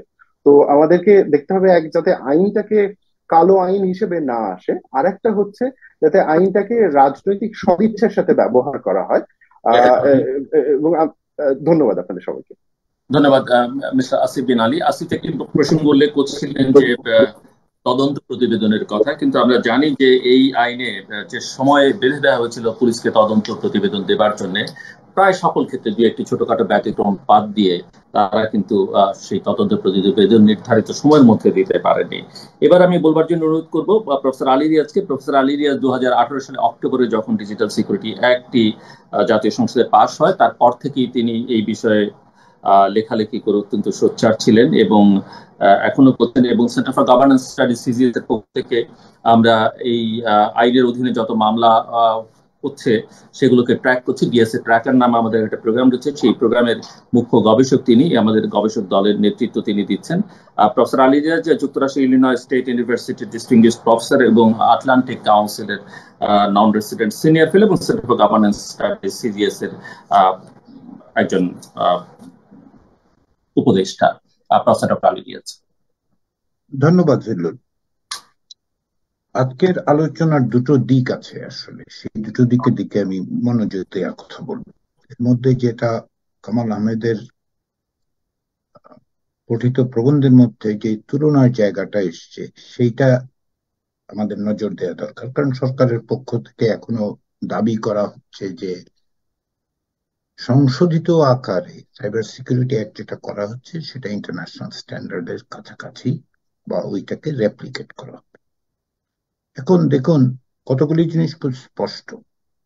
সেটা কি, এমন কি যে প্রস্তাবিত সাইবার সিকিউরিটি অ্যাক্ট করা হয়েছে, যেটা আইনমন্ত্রী নিজেই বলেছেন যে এটা সবকিছু এর মধ্যে, ডিএসএ তে যা ছিল সবই থাকবে। এটা কিন্তু তিনি স্পষ্ট করে বলেছেন, ডিএসএ তে যা ছিল সেই কারণে আমরা এটা সংশোধন করছি, আমরা কিন্তু নতুন আইন করছি না। এটা উনি বলেন, এটা আমাদেরকে কগনিজেন্স নিতে হবে, এমন নিতে হবে যে এটা বলছে। তাহলে ডিএসএ এর একটা রেপ্লিকেশন হচ্ছে। রেপ্লিকেশন গুলোর সমস্যাটা কোথায়? ডিএসএ এর রেপ্লিকেশনের সবচেয়ে বড় সমস্যা হচ্ছে এই জায়গায় যে এই আইনের মধ্যে বিচার করার দায় দায়িত্বটা পুলিশের কাছে তুলে দেওয়া হয়েছে, প্রিসাইসলি পুলিশের কাছে তুলে দেওয়া হয়েছে। যে পুলিশ চাইলেই যে কোনো কাউকে যে কোনো অবস্থায় ওয়ারেন্টলেস ভাবে অ্যারেস্ট করতে পারে, এবং সেটা হয়েছে 2018 সাল থেকে হয়েছে। সাইবার সিকিউরিটি অ্যাক্টে কিন্তু তার কোন রকম পরিবর্তন করলো না। তার মানে হচ্ছে যে জুরি চার্জ এক্সিকিউশন প্রায় এক জায়গায় নিয়ে যাওয়ার মতো অবস্থা। এটা হচ্ছে এক নম্বর বিষয়। সিএস, এই যে এখন ডিএসএ থেকে সিএস তে যাওয়ার সময় কি হয়েছে, ইন্টারন্যাশনাল স্ট্যান্ডার্ডের কথা বলা হচ্ছে। তো আমরা যদি আমরা কম্পেয়ার করি, তাহলে দেখুন যেটা যেটা কামাল আহমেদ তার লেখায় উল্লেখ করেছে, যেটা ইমপ্লিমেন্ট করবে, যাকে আপনি দায়িত্বটা দিচ্ছেন ওভারসি করার জন্য, সেটা কি ডিজিটাল সিকিউরিটি এজেন্সি। এখন এই এজেন্সি অ্যাক্ট করছে কিভাবে? এই এজেন্সি অ্যাক্ট করছে as if it is a part of the government, but not a part of the state. Say part of the government, এবং তাকে ওভারসি করার কোনো উপায় কিন্তু নাই। সে যে কি করছে করছে না, কিভাবে করছে, কেন করছে, যেমন উদাহরণ হিসাবে যেটা রোজিনা বেগম উল্লেখ করেছেন, যে প্রায় বিচারিক ভূমিকা নিয়ে নিচ্ছে। কিরকম বিচারিক ভূমিকা নিচ্ছে? সে সিদ্ধান্ত নিচ্ছে যে আসলে কোন কন্টেন্ট গুলো যাবে অথবা যাবে না। এইটা আসলে কোনো এজেন্সির রাইট হইতে পারে না। আপনি পৃথিবীর কোথাও পাবেন না কিন্তু যে এরকম সেই ডিসিশনটা নিতে পারছে উইদাউট এনি সুপারভিশন, কোন রকম জুডিশিয়াল সুপারভিশনের কোনো ব্যবস্থা নেই। এটা দেখুন, তাহলে এটা আমরা দেখতে পাচ্ছি। ডিজিটাল সিকিউরিটি অ্যাক্ট থেকে সাইবার সিকিউরিটি অ্যাক্টে যাওয়ার কথা বলা হচ্ছে, নাম পরিবর্তন, সংযোজন যেভাবেই বলুন। তার মধ্যে একটা বড় জিনিস কি দাঁড়াচ্ছে, অফিসিয়াল সিক্রেটস অ্যাক্ট বলে যে আইনটা আছে, সেটা ডিএসএ তেও ছিল, সিএসএ তেও আছে। এবং এটা যে কত ভয়াবহ জিনিস, সেইটা অ্যাবিউজটা আমরা দেখতে পেয়েছি। ওভারআর্চিংলি আপনি যদি 2018 সালের অক্টোবর থেকে আমরা যা দেখতে পাই, আমাদের গবেষণায় দেখতে পাই, অন্যরা দেখতে পান, আন্তর্জাতিক সংগঠনগুলো যা দেখতে পান, সেগুলি হচ্ছে যে যেই প্রভিশনস গুলো, হ্যাঁ, যেমন ধরেন 9টা ধারা, ডিজিটাল আইনের নিরাপত্তা আইনের 9টা ধারা, আমি নাম্বার ধরে বলি, 8, 21, 25, 28, 29, 31, 32, 43, 53, এগুলি কি হয়েছে? এগুলি হচ্ছে ভয়াবহ রকম ভাবে মত প্রকাশের স্বাধীনতাকে খর্ব করেছে। এটা নিয়ে এটা কোনো থিওরিটিক্যাল এক্সারসাইজ না, এটা কোনো অ্যাপ্রিহেনশন, এটা হচ্ছে হার্ড ফ্যাক্ট।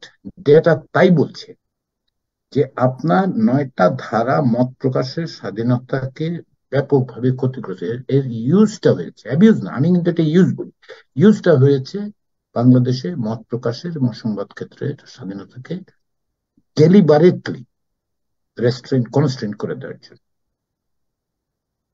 এটা এখানে থাকছে। আপনি তার সাজা কমাচ্ছেন, কিন্তু সংজ্ঞাটা তো আপনি ইউর নট ডিফাইনিং ইট। তার মানে আপনি বলছেন যে এটা যার যখন যেভাবে ইচ্ছা সরকারের যেটা ব্যবহার করবে এবং সেটা পুলিশ করবে, আপনার বাড়ির দরজায় দাঁড়িয়ে পুলিশ সিদ্ধান্ত নিয়ে ফেলবে। এখন সিএসএ এর মধ্যে আরেক ভয়াবহ জিনিস আরেকটা থাকছে, যেটা পার্টলি কামিং ফ্রম ডিএসএ, সেটা কি জানেন? Pre-emptive measure.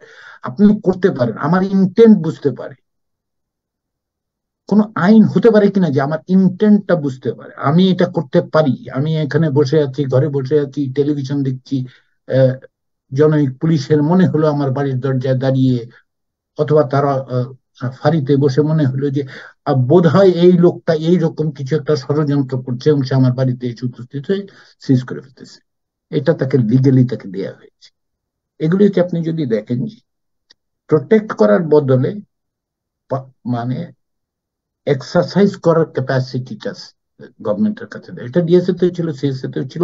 এই জায়গাটাই হচ্ছে যখন সরকারের পক্ষ থেকে বলা হয় যে ইন্টারন্যাশনাল, হ্যাঁ অন্য জায়গায় আছে, আমরা এরকম করবো, দরকার হলে বিশেষ শাস্তি দেব।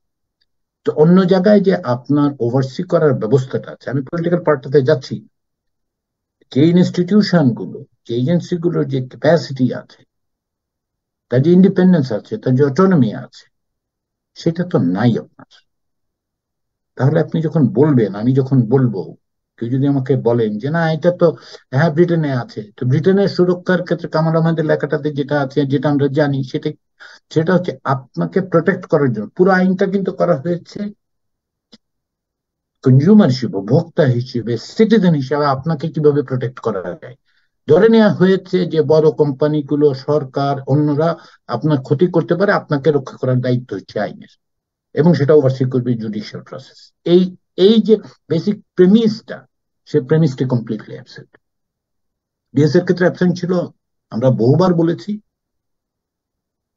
এখন সেটা কমপ্লিটলি অ্যাবসেন্ট। ফলে নাম বদল টদল করে ওই প্রেমিসটা কিন্তু থেকে যাচ্ছে, এবং এই প্রেমিসে দাঁড়িয়ে আপনি যেই আইনই করেন না কেন, যে ধরনের সংশোধনী করেন না কেন, at the end of the day, দিনের শেষে সেটা কি হবে সেটা আমরা জানি। এটা আরো ভয়াবহ রূপ নেবে। কিন্তু 2018 সালে যখন এই আইন খসড়া আকারে মন্ত্রিসভায় উপস্থাপিত হয়, তখন লিখিতভাবে আমি ব্যক্তিগতভাবে এই আশঙ্কা প্রকাশ করেছিলাম যে এটা ভয়াবহ রূপ নেবে। পরে সংবাদপত্র পরিষদের সম্পাদকরা বলেছেন যে নাইটমেয়ারের কথা বলেছেন। এটা একটা আনএন্ডিং নাইটমেয়ারে পরিণত হয়েছিল। এই আনএন্ডিং নাইটমেয়ারের কোনো শেষ হবে না, এটা আরো ভয়াবহ রূপ নেবে। কেবল 7 বছর কমিয়ে 3 বছর করা হয়েছে, এতে যারা আনন্দিত হচ্ছেন তাদেরকে আমি বলি যে অপেক্ষা করুন, বিপদের জায়গাটা। সেকেন্ড পয়েন্টটা বলি, আমি 3টা পয়েন্ট বলবো, this is my second point. Kamal আহমেদের লেখা এটা আছে, যুক্তরাজ্যে একটা আইন সেপ্টেম্বর মাসে পাশ হবে। এটা প্রসেসটা শুরু হয়েছে 2018 সালে, সেকেন্ড রিভিশনটা হচ্ছে 2020-তে। ম্যাসিভ স্কেলে এর পিছনে যে রিসার্চটা করা হয়েছে, ডিএসএ নামে ইন্টারেস্টিং পার্ট আপনার সংক্ষেপ বইটা, যে ডিজিটাল সেফটি অ্যাক্ট, যেটা সেটা 2018-19 সালে based on research, based on stakeholders হিসেবে আপনি ওই জায়গায় এসেছেন। কারণটা কি? এখন দেখুন, সিএসএ বলে যে আইনটা, সেই আইনটা ওয়েবসাইটে দিয়ে বলা হচ্ছে 15 দিনের মধ্যে যা পারেন বলেন, তারপর আমরা একটা পাস করে ফেলবো। একে তো হচ্ছে এক পার্টির পার্লামেন্ট, আপনি চাইলে সংবিধান বদলাতে পারেন, যা ইচ্ছা তা করতে পারেন, আইন পাস করা তো কোনো ব্যাপার না। এদেশে 17 মিনিটেও আইন পাস হয়েছে, তাই তো, সংবিধান বদলে গেছে। তো আপনি এটা করতে পারেন, সেটা করার পরিস্থিতির মধ্যে আপনি বলতেছেন যে এই আমি দিলাম, আমি 15 দিনের মধ্যে আপনার যা বলার বলেন, তারপর আমি করে ফেলবো। আগেই বলে না হচ্ছে আমি করে ফেলবো, এটা কোনো ইচ্ছে নাই। আমি আশা করছি, আইনমন্ত্রী বলছেন আমি আশা করছি সেপ্টেম্বরে ইসেতে পাস হয়ে যাবে। উনি আশাবাদী মানুষ, এটা ভালো, কিন্তু প্রশ্ন হচ্ছে একটা আইন পাশের ক্ষেত্রে একদিকে বলবেন যে এটা আন্তর্জাতিক ইস্যু, কিন্তু আন্তর্জাতিক প্রসিডিউরে আপনি ব্রিটেনের কথা বলছেন, তো আমি ব্রিটেনের কথাই বলব।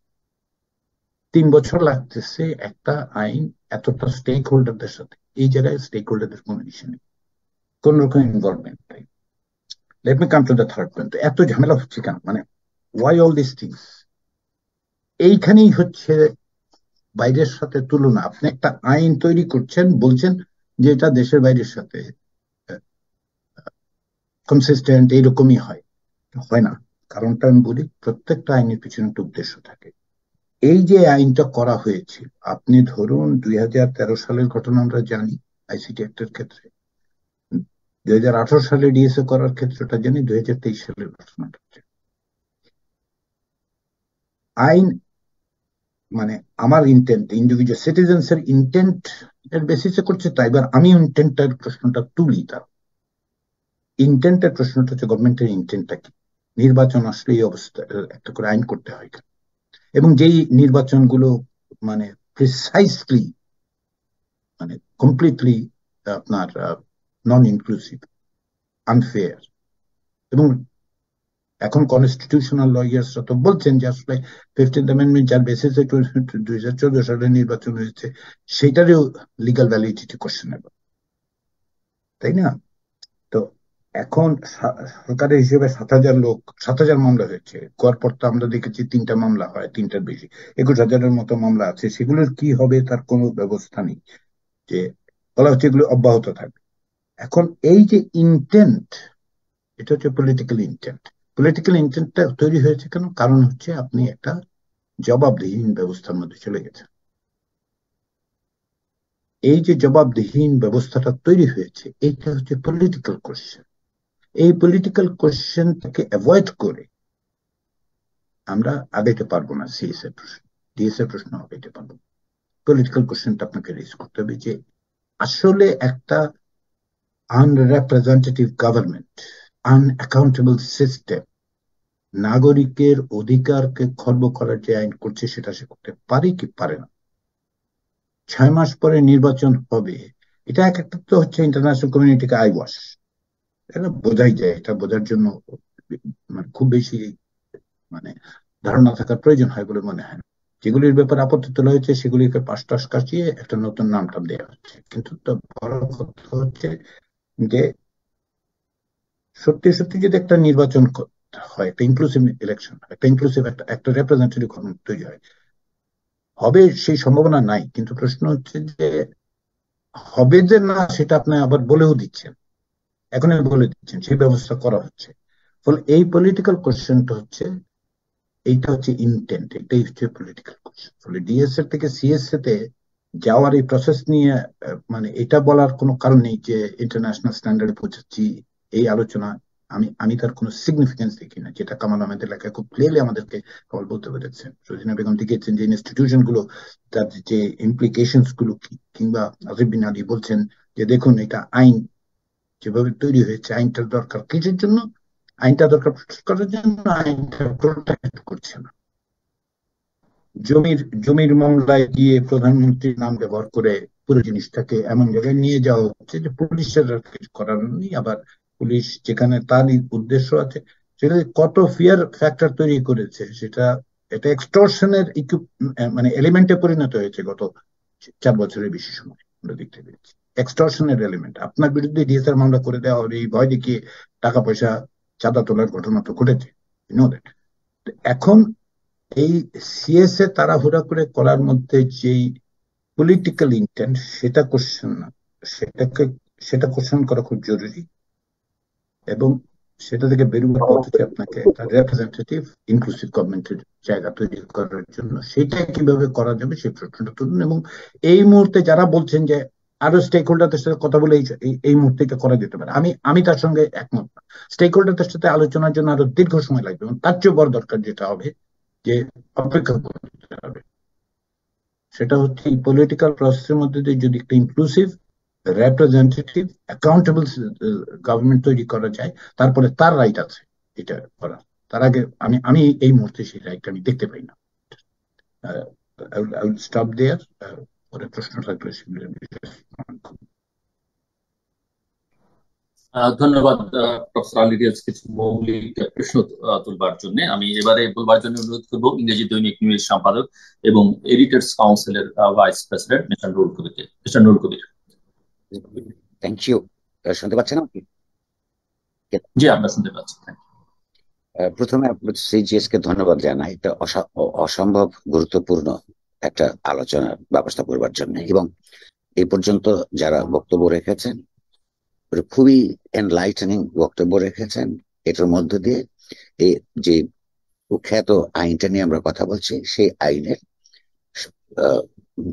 মৌলিক প্রতিপাদ্য এবং লক্ষ্য, অশুভ লক্ষ্য যেমন আলোচিত হয়েছে, তেমনি সরকারের দিক থেকে যে অসত্য প্রচার যে আন্তর্জাতিক স্ট্যান্ডার্ড মেনটেন করে এই আইনগুলো করা হয়েছে বা হচ্ছে, সেইটা যে একবারে অমূলক, সেটা কামাল আহমেদ, রোজিনা এবং অন্যদের পরবর্তী অন্যদের ওই তাদের আলোচনার মধ্য দিয়ে সুপ্রতিষ্ঠিত হয়েছে বলে আমার মনে হয়। খুব নতুন করে কিছু বলবার এখানে নেই তাদের সঙ্গে একমত হওয়া ছাড়া। শুধু দুই একটা পয়েন্ট যুক্ত করতে চাই খুব সংক্ষেপে। 1 নম্বর হচ্ছে, এই নামটা পরিবর্তন করার পেছনে কারণ আর কিছুই নয়, কারণ ডিএসএ দেশে এবং বিদেশে তার নিপীড়নমূলক চরিত্র এবং বৈশিষ্ট্যের কারণে যে কুখ্যাতি অর্জন করেছে, সেই কুখ্যাতি থেকে মুক্তির জন্য আপাতত তার একটা নতুন নাম দিয়ে আবার নতুন করে শুরু করেছে, কন্টেন্ট একই রকম রেখে। প্রশ্নটা হচ্ছে যে তাহলে এটাকে আমরা প্রতারণামূলক বলবো দুদিক থেকে। পরিষ্কার জনগণের সঙ্গে প্রতারণা করা হচ্ছে এবং যে আন্তর্জাতিক সম্প্রদায়, গণতন্ত্র পরায়ণ আন্তর্জাতিক সম্প্রদায়, তাদেরকেও প্রতারণা করা হচ্ছে। মুশকিল হচ্ছে ক্ষমতায় থাকলে সাধারণত লোকেরা মনে করে যে তাদের প্রতারণাগুলো অন্যরা বুঝতে পায় না, সবাই বুঝতে পারছে। জরুরি কর্তব্য হচ্ছে এই প্রতারণা থেকে মুক্তির উপায় কি। তার আগে আপনি লক্ষ্য করুন, একজন বক্তা রাইটলি বলেছেন বাংলাদেশে কেন সারা পৃথিবীতেই এই সাইবার সিকিউরিটি তথ্য দরকার। কারণ অনেকগুলো অপরাধ সাইবার জগতে সংগঠিত হয় যেগুলি একটা রাষ্ট্রের নিরাপত্তার বিরুদ্ধে যায়, নাগরিকদের নানা রকম অধিকারের বিরুদ্ধে যায়। তার জন্য অবশ্যই সাইবার সিকিউরিটি থাকা দরকার। বর্তমান সরকারের সাইবার সিকিউরিটি অ্যাক্ট যে সেই লক্ষ্যে প্রধানত প্রণয়ন এবং বাস্তবায়ন করা হয় নাই, তার সামনে তো তরতাজা 2-3টে উদাহরণ আছে। আপনারা সবাই জানেন, আমি একটু মনে করে দিচ্ছি। বাংলাদেশ ব্যাংকের যে মিলিয়ন মিলিয়ন ডলার চুরি হয়ে গেল, এই সাইবার সিকিউরিটি অ্যাক্ট অন্য নামে আগে যখন ছিল তখন তাদের অধীনেই এটা সেই সময় হয়েছে। সেইটা নিরোধ করা কিংবা সেই পয়সাগুলো ফেরত আনার জন্য কোনো ব্যবস্থা এখনো পর্যন্ত পরিষ্কারভাবে কার্যকর ব্যবস্থা আমরা দেখি নাই। 2 নম্বর হচ্ছে, কিছুদিন আগে 5 লক্ষ এনআইডি হ্যাক হয়ে গেছে। আপনি লক্ষ্য করুন, কামাল আহমেদ একটা অসম্ভব সুন্দর উদাহরণ দিয়েছেন যে পুরস্কার প্রাপ্ত কয়েকজনের কেবলমাত্র ফোন নম্বর এবং তাদের ঠিকানা, যেটা আমরা অহরহ সর্বত্র দেখতে পাই, সেইটা গোপন না থাকবার কারণে কর্তৃপক্ষকে জরিমানা দিতে হয়েছে। আর আমাদের এখানে 5 লক্ষ এনআইডির ভেতরকার সমস্ত তথ্য পাচার হয়ে গেছে, হ্যাক হয়েছে। এই সরকারের সাইবার সিকিউরিটি অ্যাক্ট কিংবা ডিজিটাল সিকিউরিটি অ্যাক্ট তা রক্ষা করতে করেনি বা করতে পারেনি। এই সপ্তাহে ন্যাশনাল সার্ভার সিস্টেম প্রায় 2 দিনের জন্য বন্ধ ছিল। কারণ সরকার বলেছে যে একটা হ্যাকিং এর থ্রেট তারা পেয়েছে, তার কারণে, অর্থাৎ এইটা এমনকি মেকানিজম সিস্টেমটাও তৈরি করে নাই। হ্যাকিং এর থ্রেট সবসময় থাকবে। তাহলে সেইটাকে কেন্দ্র করে যদি সার্ভার বন্ধ থাকে, তাহলে ডিজিটাল সার্ভিস যেখানে প্রয়োজন পড়ে তাদের লক্ষ লক্ষ মানুষের সেইটার ভোগান্তির শিকার হয়েছে। তো পরিষ্কার দেখা যাচ্ছে, আমি যে 3টে উদাহরণই মাথায় রাখি, যে নাগরিকের নিরাপত্তা বা সুবিধা কিংবা প্রকৃত অর্থে রাষ্ট্রীয় সুবিধা বা সাইবার সিকিউরিটি নিশ্চিত করার জন্য এই আইন প্রণীত হয় নাই। কি জন্য হয়েছে ইতিমধ্যে আলাপ আলোচনা হয়েছে, আমরা করেছি, এখানে শুনেছি অত্যন্ত গুরুত্বপূর্ণ আলোচনা। আবার প্রশ্নটা হচ্ছে যে আমাদের বড় ভাই স্থানীয় বন্ধু ডক্টর রিয়াজ ইতিমধ্যে বলেছেন, গোটা প্রশ্নটাকে একটা রাজনৈতিক প্রশ্ন হিসেবে দেখা যেমন দরকার, অন্যদিকে গোটা প্রশ্নটাই সমগ্র জনগণের স্বার্থের দিক থেকে দেখা দরকার। এটা কেবলমাত্র লেখক, বুদ্ধিজীবী বা সাংবাদিকদের বিষয় নয়। কারণ হচ্ছে যে আপনার লেখক, বুদ্ধিজীবী এবং সাংবাদিক, সাহিত্যিক বা গবেষক, তাদের প্রত্যক্ষভাবে এই আইনটা একটা বাধা হয়ে দাঁড়ায়। কারণ ডেফিনেশন, অপরাধের যে ডেফিনেশন গুলি আছে, আগেরটাও সেগুলো অগণতান্ত্রিক ছিল, এখন যেগুলো আছে সেগুলো অগণতান্ত্রিক। যেমন ধরুন এই আইনের অধীনে বলা হচ্ছে, শুনতে অনেক সুন্দর লাগে, বাংলাদেশের মুক্তিযুদ্ধের চেতনার বিরোধী কোন তৎপরতা, বুদ্ধিবৃত্তিক তৎপরতা করা যাবে না। তো সত্যিই তো শুনতে অসম্ভব সুন্দর লাগে। বাট বাংলাদেশের মুক্তিযুদ্ধের চেতনা কি কি ছিল, কে ডিফাইন করবে? এই আইনের মধ্যে যাদেরকে অথরিটি দেওয়া হচ্ছে তাদের তাদের ইতিহাস জ্ঞান কতটুকু, তাদের পার্টিজান তৎপরতা যে ইতিহাস, সেটার সঙ্গে এই দায়িত্ব প্রাপ্ত হওয়ার সেটা সংগতি পরায়ণ কিনা।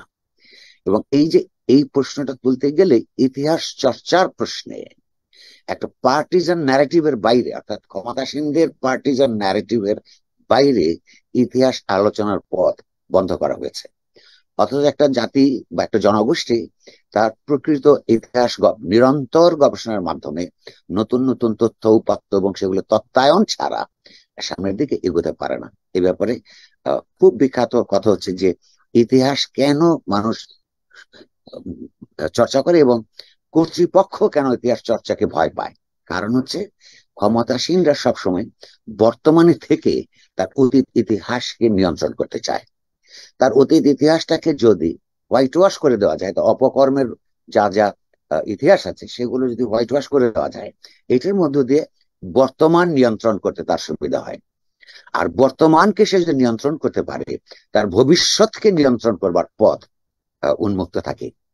ফলে এই যে ডিজিটাল সিকিউরিটি অ্যাক্ট বলুন কিংবা সাইবার সিকিউরিটি অ্যাক্ট বলুন, যেগুলো কতগুলো প্রতিদিন নিত্য নৈমিত্তিক প্রত্যক্ষ ঘটনার কথা আপনারা বলছেন, সেগুলো তো সত্যই, সঙ্গে সুদূর প্রসারী কতগুলো বাজে ইম্প্যাক্ট এটার মধ্যে থাকবে।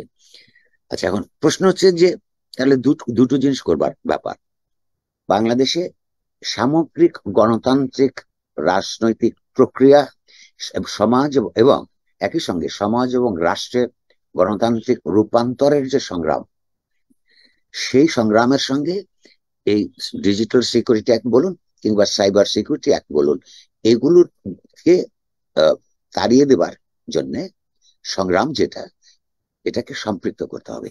কারণ এটা একটা গণতান্ত্রিক অধিকার প্রশ্ন, সমাজ এবং রাষ্ট্রের গণতান্ত্রিক চরিত্র নির্ণয়ের প্রশ্ন, এবং সেগুলো থেকে এই সমস্ত অগণতান্ত্রিক আইনগুলো থেকে মুক্তির প্রশ্ন। সেটা করতে গেলে আমি যে কথাটা শুধু বলবো আবারও, যে এই প্ল্যাটফর্মটার অনেক বড় করতে হবে। তথ্যের প্রবাহ অবাধ রাখার পেশাগত কাজ সাংবাদিকদের, কিন্তু এই তথ্যের প্রবাহটা অবাধ রাখার প্রয়োজন গোটা সমাজের। তাহলে সমাজের যত চিন্তাশীল মানুষ আছেন, মননশীল মানুষ আছেন, গণতন্ত্র পরায়ণ মানুষ আছেন, তাদের কাছে পৌঁছাতে হবে যে ডিজিটাল সিকিউরিটি অ্যাক্টের প্রধান লক্ষ্য কিংবা এখনো পর্যন্ত প্রধান ভিকটিম লেখক সাংবাদিকরা হলেও মূলত গোটা সমাজে সত্য চিন্তা, অবাধ তথ্য প্রবাহ, এগুলো বন্ধ হলে গোটা সমাজটাই অগণতান্ত্রিক হয়ে পড়বে এবং চিন্তাশীলতা কমে যাবে, মননশীলতা উপস্থিত থাকবে না, এবং একটা মননহীন চিন্তাহীন সমাজ, আজকের যে প্রতিযোগিতামূলক পৃথিবী, এই পৃথিবীতে মুখ থুবড়ে পড়বে। আর এই মুখ থুবড়ে থাকা জনগোষ্ঠীকে কোন রকম জবাবদিহিতা ছাড়া শাসন করবার এবং সেই শাসনের মধ্য দিয়ে শোষণ নিপীড়ন চালিয়ে যাবার, লুটপাট অব্যাহত রাখবার যে রাজনৈতিক প্রক্রিয়া শাসক শ্রেণী আপনার এইখানে উদ্বোধন করেছে এবং বিকশিত করে চলেছে, সেইটা অব্যাহত থাকবে। এইটা একটা সশস্ত্র মুক্তিযুদ্ধের মধ্য দিয়ে প্রতিষ্ঠিত বাংলাদেশের মানুষই পারে না। ফলে এটা গোটা গণতান্ত্রিক সংগ্রামের সঙ্গে এই সংগ্রামটা রাজনৈতিকভাবে যুক্ত করতে হবে। এবং এই যে এখানে আমরা আজকে যাদেরকে দেখছি, এদের তো সম্পৃক্তি অত্যন্ত গুরুত্বপূর্ণ, তারা চিন্তা করেন, গবেষণা করেন, কিন্তু যারা এইসব পেশার বাইরে আছেন অথচ স্টেক আছে, পরিষ্কারভাবে তাদের এই পেশাজীবীদের ও অন্যান্যদেরকে এই গোটা প্রক্রিয়ার মধ্যে যুক্ত করা। আমি আশা করবো যে সিজিএস বা অন্য যারা করেন তারাও এই আলেরিয়াস, আমি বলিনি যে যথার্থভাবে বলেছেন, এটা খুব সহসা আপনার এই সমস্যা নিরসন হবার নয়।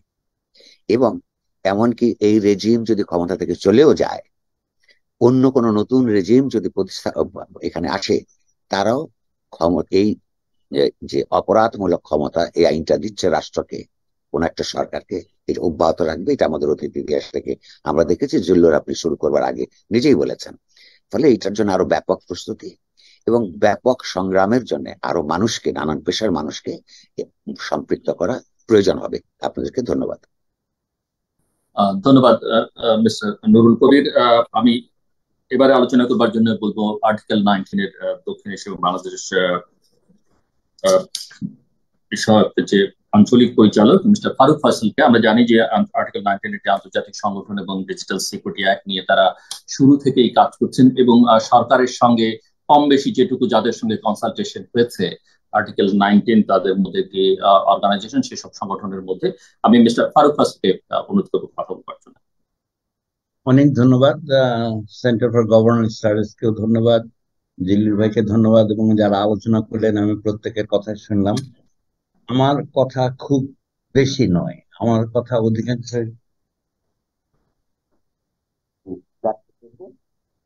এক একটা কথা এখানে বলা হয়নি।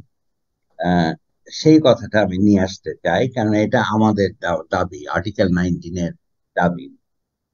আর্টিকেল 19 এটা আইসিটি অ্যাক্টের সময় থেকে খেয়াল করছে, এবং যখন আইসিটি অ্যাক্টের একটি ধারা নিয়ে কথা উঠলো তখন আমাদের লন্ডন অফিসে একটা লিগ্যাল ডিপার্টমেন্ট আছে। আমরা তখন ডিএসএটা ওই লিগ্যাল ডিপার্টমেন্টকে বললাম, তোমরা এইটা একটু ব্যাখ্যা করে দাও যে এর সাথে আন্তর্জাতিক যেসব সনদে আমরা সই করেছি অথবা করি নাই সেসবের সাথে এটা কোথায় সাংঘর্ষিক। এটা করার পরে সেই কাগজটা আমরা এখানে সরকারকে জমা দিলাম। সরকার তখন আমাদের সাথে এমন একটা ব্যবহার করলো যে এটা ডিজিটাল সিকিউরিটি অ্যাক্ট, অনেকটা সংবিধানের মতো, এটা ধরা যাবে না, এটা ধরাও যাবে না, কাটাও যাবে না, ঠিক আছে, এটা এইরকমই থাকবে। তখন আমাদের জাতিসংঘকে এটার সাথে যোগ করতে হলো। যোগ করার পরে তখন জাতিসংঘ লবি করা শুরু করলো সরকারের সাথে। সরকার তখন রাজি হলো কথা শুনতে, এবং যখন কথা শোনার কথা হলো তখন আইনমন্ত্রী বললেন ডিজিটাল সিকিউরিটি অ্যাক্টের অপব্যবহার হয়েছে। টেলিযোগাযোগ মন্ত্রী বললেন ডিজিটাল সিকিউরিটি অ্যাক্টের অপব্যবহার হয়েছে। তথ্যমন্ত্রী বললেন ডিজিটাল সিকিউরিটি অ্যাক্টের অপব্যবহার হয়েছে। এবং যিনি এই আইনটা তৈরির পেছনে খুবই জড়িত ছিলেন, হাসানুল হক ইনু, তিনিও বললেন এটার অপব্যবহার হয়েছে। যখন এই কথাটা উঠলো তখন ওরা বললেন যে ঠিক আছে, আমরা সেপ্টেম্বরের মধ্যে এটা চেঞ্জ করব। তখনই কিন্তু এই কথা আসলো যে ডিজিটাল সিকিউরিটি অ্যাক্টকে পরিমার্জনা করে সাইবার সিকিউরিটি অ্যাক্ট করা হবে। এই ডিজিটাল সিকিউরিটি অ্যাক্টের একটা সবচেয়ে বড় অসুবিধা হচ্ছে কোনো কিছুই ডেফিনেশন পরিষ্কার নয়। এখন ডিজিটাল সিকিউরিটি অ্যাক্ট আর সাইবার সিকিউরিটি অ্যাক্ট দুইটার মধ্যে তফাৎটা কি? আমি তো কোনো তফাৎ দেখতেছি না। আপনি সাইবারই বলেন আর সিকিউরিটি বলেন, ডিজিটালি বলেন, দুইটা জিনিস একই জিনিস, আপনি একই জিনিস বলছেন। এখন বাংলাদেশে যারা ক্ষমতায় থাকে তারা প্রথম হচ্ছে জনগণকে বোকাচন্দ্র মনে করে, যে তারা বোঝে না, যেটা নুরুল কবির ভাই বলেছেন, এটা একটা ধোঁকাবাজির পর্যায়ে পড়ে এবং একটা উল্টাপাল্টা বোঝানোর চেষ্টা করে। আমরা এই আইন চেঞ্জ করেছি, ওই আইন চেঞ্জ করেছি, এই ধারা চেঞ্জ করেছি, এইসব কথা বলে। বলার পরে যেটা ছিল সেটাই থাকে। মূল কথা যেটা আলী রিয়াজ বলেছেন এবং নুরুল কবির ভাই বলেছেন, দেশে যতক্ষণ পর্যন্ত গণতন্ত্র প্রতিষ্ঠিত না হবে এবং দেশের শাসন ব্যবস্থায় এখানকার নাগরিকদের অংশগ্রহণ না থাকবে, ততক্ষণ পর্যন্ত আমরা যত আইনই করি, যা কিছুই করি, এটার কোনো লাভ নাই। এটা কোনো লাভ হবে না, কেন এটার অপব্যবহার হতেই থাকবে। সেটাই হয়েছে, সেটাই হচ্ছে। এখন কথা হচ্ছে যে যতক্ষণ আমি ভোটের অধিকার আমাকে দিচ্ছেন, কাইন্ড অফ, ঠিক আছে, ভোট যে মাত্র হয়ে গেল তখন আর কোনো কিছু করতে, আইন করতে, নিয়ম করতে আপনি আর আমাদের সাথে আলোচনা করেন না, আপনারা আর আলোচনা করেন না যারা ক্ষমতায় থাকেন। এখন আমার তো একটা বক্তব্য থাকবে, এই যে 15 দিনের মধ্যে আমাকে বলছে এটা জবাব দিতে হবে। ওটিটি ব্যাপারেও তারা এটা দিয়েছিলেন ওয়েবসাইটে, দিয়ে আবার ফেলা দিয়েছে। তো সেইটা সেইভাবে হবে না, কিন্তু এটা আলোচনা করতে হবে, এটা অনেক সময় লাগবে। দুনিয়ায় যতগুলো ভালো ডিজিটাল সিকিউরিটি অ্যাক্ট আছে, তার মধ্যে সবচেয়ে ভালোটা হচ্ছে ডেনমার্কের, ঠিক আছে? কারণ অনেকগুলো দেশে হচ্ছে ডিজিটাল সিকিউরিটি বলতে হচ্ছে, আলী রিয়াজ ভাই যেটা বলছে, নাগরিকদের নিরাপত্তা নিশ্চিত করা, নাগরিকদের অত্যাচার নিশ্চিত করা নয়। পৃথিবীতে যত ঘৃণিত এবং সমালোচিত ডিজিটাল সিকিউরিটি অ্যাক্ট আছে, তার মধ্যে বাংলাদেশ অন্যতম। না হলে বাংলাদেশ নিয়ে জাতিসংঘের এত কথা বলার দরকার ছিল না, জাতিসংঘের লোক পাঠানোর দরকার ছিল না, জাতিসংঘের এত কথাও বলার দরকার ছিল না। এইটা হয়েছে। এবং এই যে ডিজিটাল সিকিউরিটি অ্যাক্টের অপব্যবহার হয়েছে, মন্ত্রীরা যখন স্বয়ং বলেছেন, তখন আমাদের একটা পরিষ্কার দাবি, সেটা হলো 2018 থেকে 2023 সাল পর্যন্ত এই আইনের যত অপব্যবহার হয়েছে সে বিষয়ে একটা বিচার বিভাগীয় তদন্ত করতে হবে, এবং এই অপব্যবহারের পেছনে যারা দায়ী ছিলেন তাদেরকে জবাবদিহিতার মুখোমুখি করতে হবে। আমরা জানি অন্তত 2 জন মানুষ খুন হয়ে গেছেন এই আইনের আওতায়, যখন ধরে নিয়ে গেছে, ধরে নিয়ে যাওয়ার পরে 2 জন মানুষ মরে গেছে। আইনমন্ত্রী স্বয়ং বলেছেন যে নওগাঁয় যে ভদ্রমহিলা ভূমি বিভাগে যাকে ধরা হয়েছিল, তাকে ধরার সময় ডিজিটাল সিকিউরিটি একটা মামলা ছিল না, আটক রাখার সময় মামলা ছিল না, মরে যাওয়ার পরে তার নামে ডিজিটাল সিকিউরিটি অ্যাক্টের মামলা হয়েছে। হওয়ার পরে তার একটা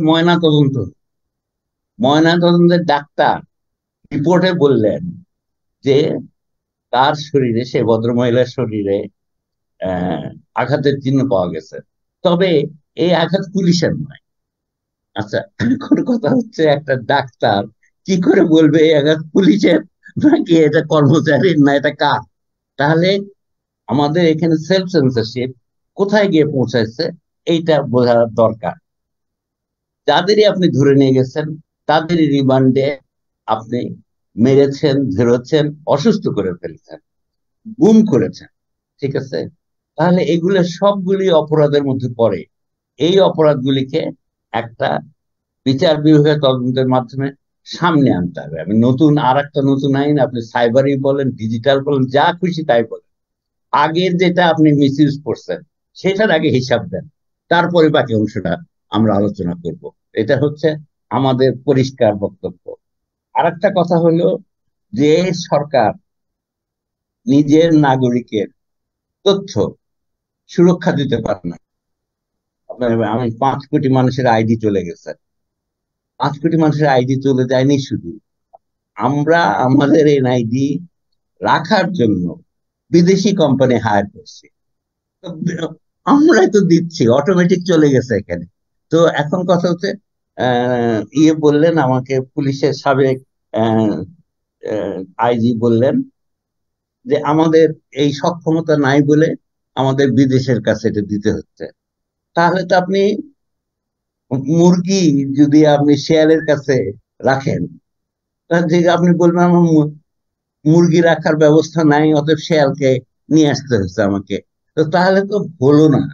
আপনি যেসব কথা বলছেন সেসব কথার সঙ্গে কাজের কোনো মিল নাই। এইটা হচ্ছে আমাদের কথা। আর একটা জিনিস আমরা বলছি, সেটা হচ্ছে মিস ইনফরমেশন এবং ফলস ইনফরমেশন, হেট স্পিচ, তারপরে ধরেন ধর্মীয় বিদ্বেষ এবং ইত্যাদি, অন্যর বিরুদ্ধে বলা সবচেয়ে বেশি করছে সরকারি দলের লোকেরা। মন্ত্রীদের কথা শোনেন, মন্ত্রীদের বক্তব্য শোনেন, আপনি শুনলে বুঝবেন যে এখানে কোনো লিমিট নাই। তা এখন আপনি নিজেই যেখানে লিমিট রাখতে জানেন না, সেখানে আপনি অন্য লোককে লিমিট রাখতে বলতে পারেন না, আপনার বলার রাইট নাই সেটা। আর হচ্ছে পুলিশের যে ক্ষমতা, এই ক্ষমতা হইতে পারে না, থাকতে পারে না। আমাদের পুলিশ বাহিনী যেটা আছে, তাদের আইটি জ্ঞান এত সীমিত, চিন্তার বাইরে। দ্বিতীয় কথা হচ্ছে, আমাদের এখানে যে সাইবার সিকিউরিটি ট্রাইব্যুনাল আছে, তার বিচারক, তার আইনজীবী, তার পুলিশ, তাদের এই বিষয়ে কোনো ট্রেনিং আছে, কোনো ধারণা আছে? এখন আপনি আপনার বাসায় গিয়ে একটা পুলিশ মনে করলো যে ঠিক আছে, আমি ওর একটা হার্ড ড্রাইভ নিয়ে আসি, ওর কম্পিউটারটা নিয়ে আসি, ও নিয়ে এসে রাখবে কোথায়? থানায় হচ্ছে তোষাখানা, তোষাখানায় বস্তার বন্দি করে ওখানে ফেলা দেবে।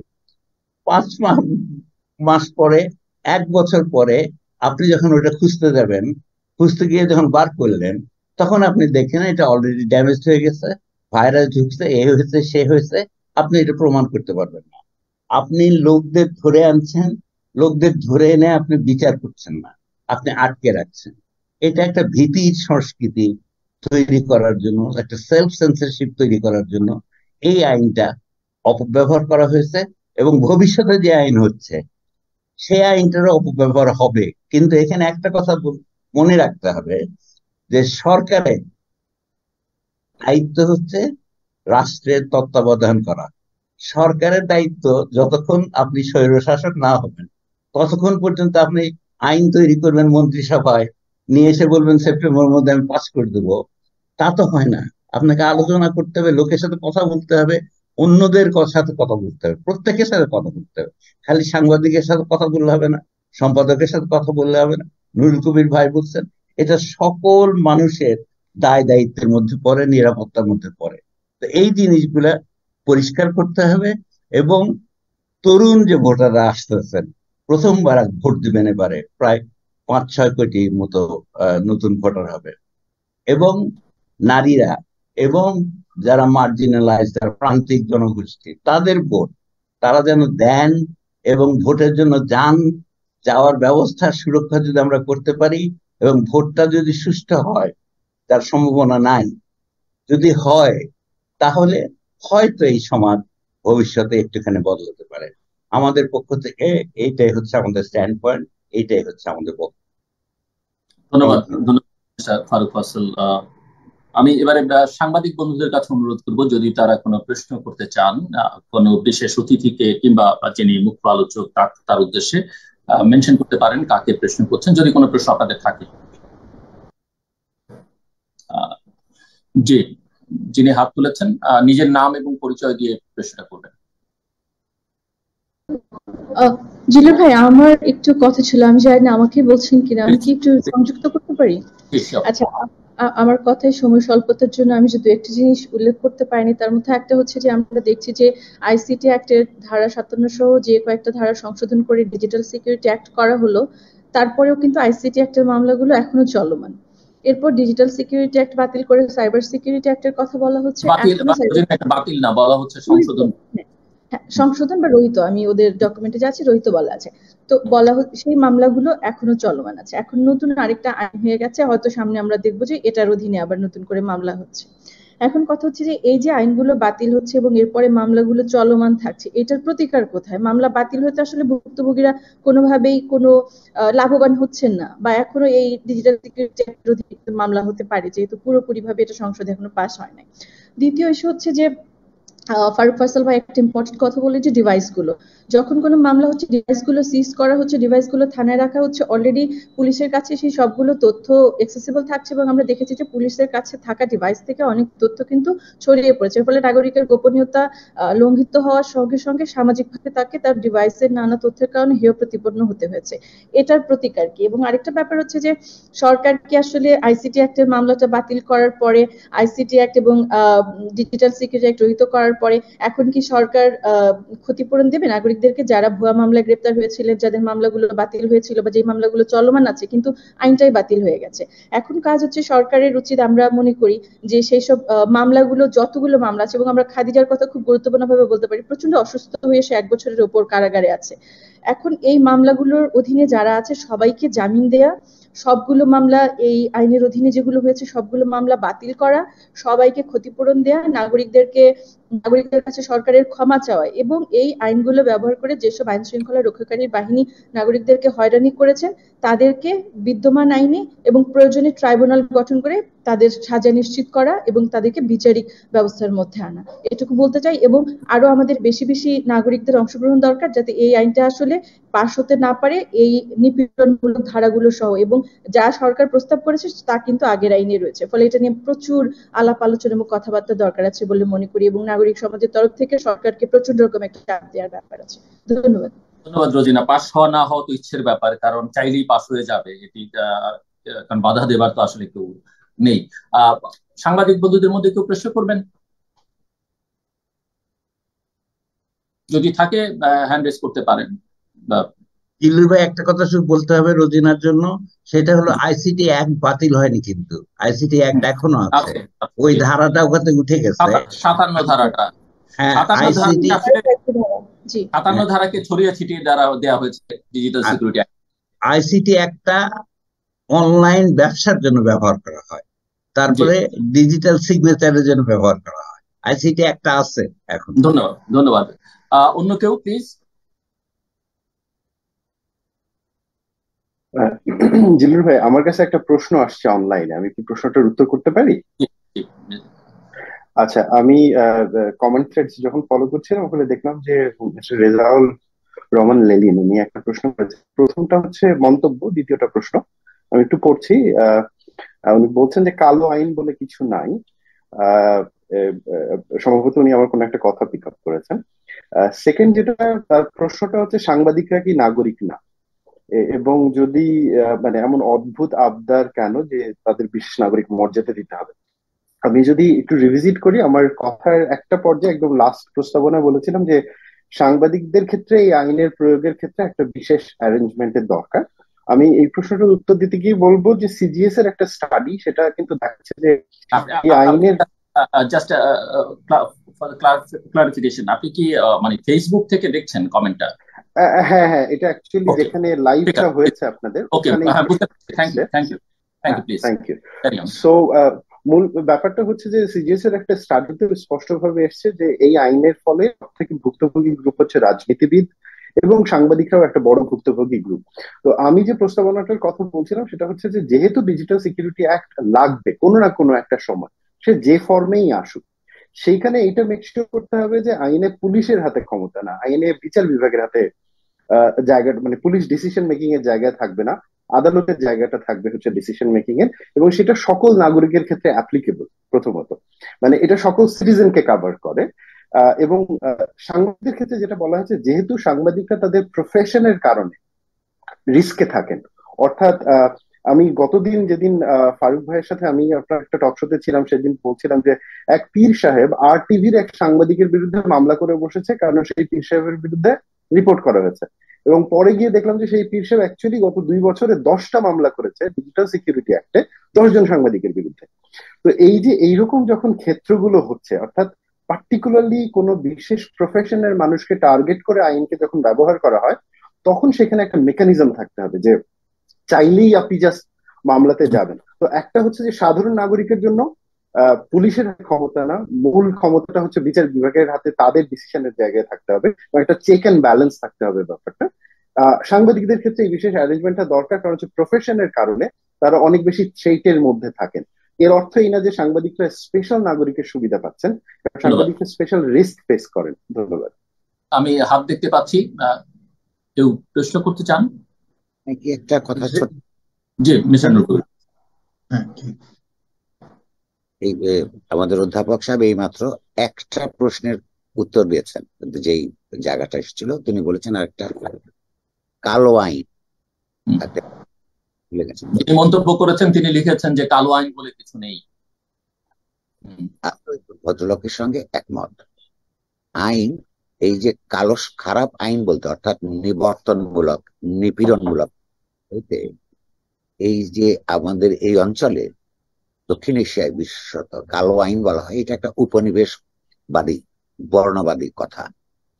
কারণ হচ্ছে এই দেশ যখন শ্বেতাঙ্গ ব্রিটিশরা শাসন করেছে, তখন সারা পৃথিবী ব্যাপী আফ্রিকাও তাদের অনেকের দখলে ছিল। আপনারা জানেন ইতিহাস, ফ্রান্স, ইংল্যান্ড, অন্যান্য ইউরোপীয় দেশের তারা যা কিছু কালো সেইটাকে খারাপ হিসেবে দেখিয়েছে। ফলে আমার মনে হয় যে এই আইনগুলোকে, যেগুলি খারাপ আইন, সেগুলোকে কালো আইন না বলে আপনার নিপীড়নমূলক আইন বা যার যেটার বৈশিষ্ট্য সেটা বলা ভালো।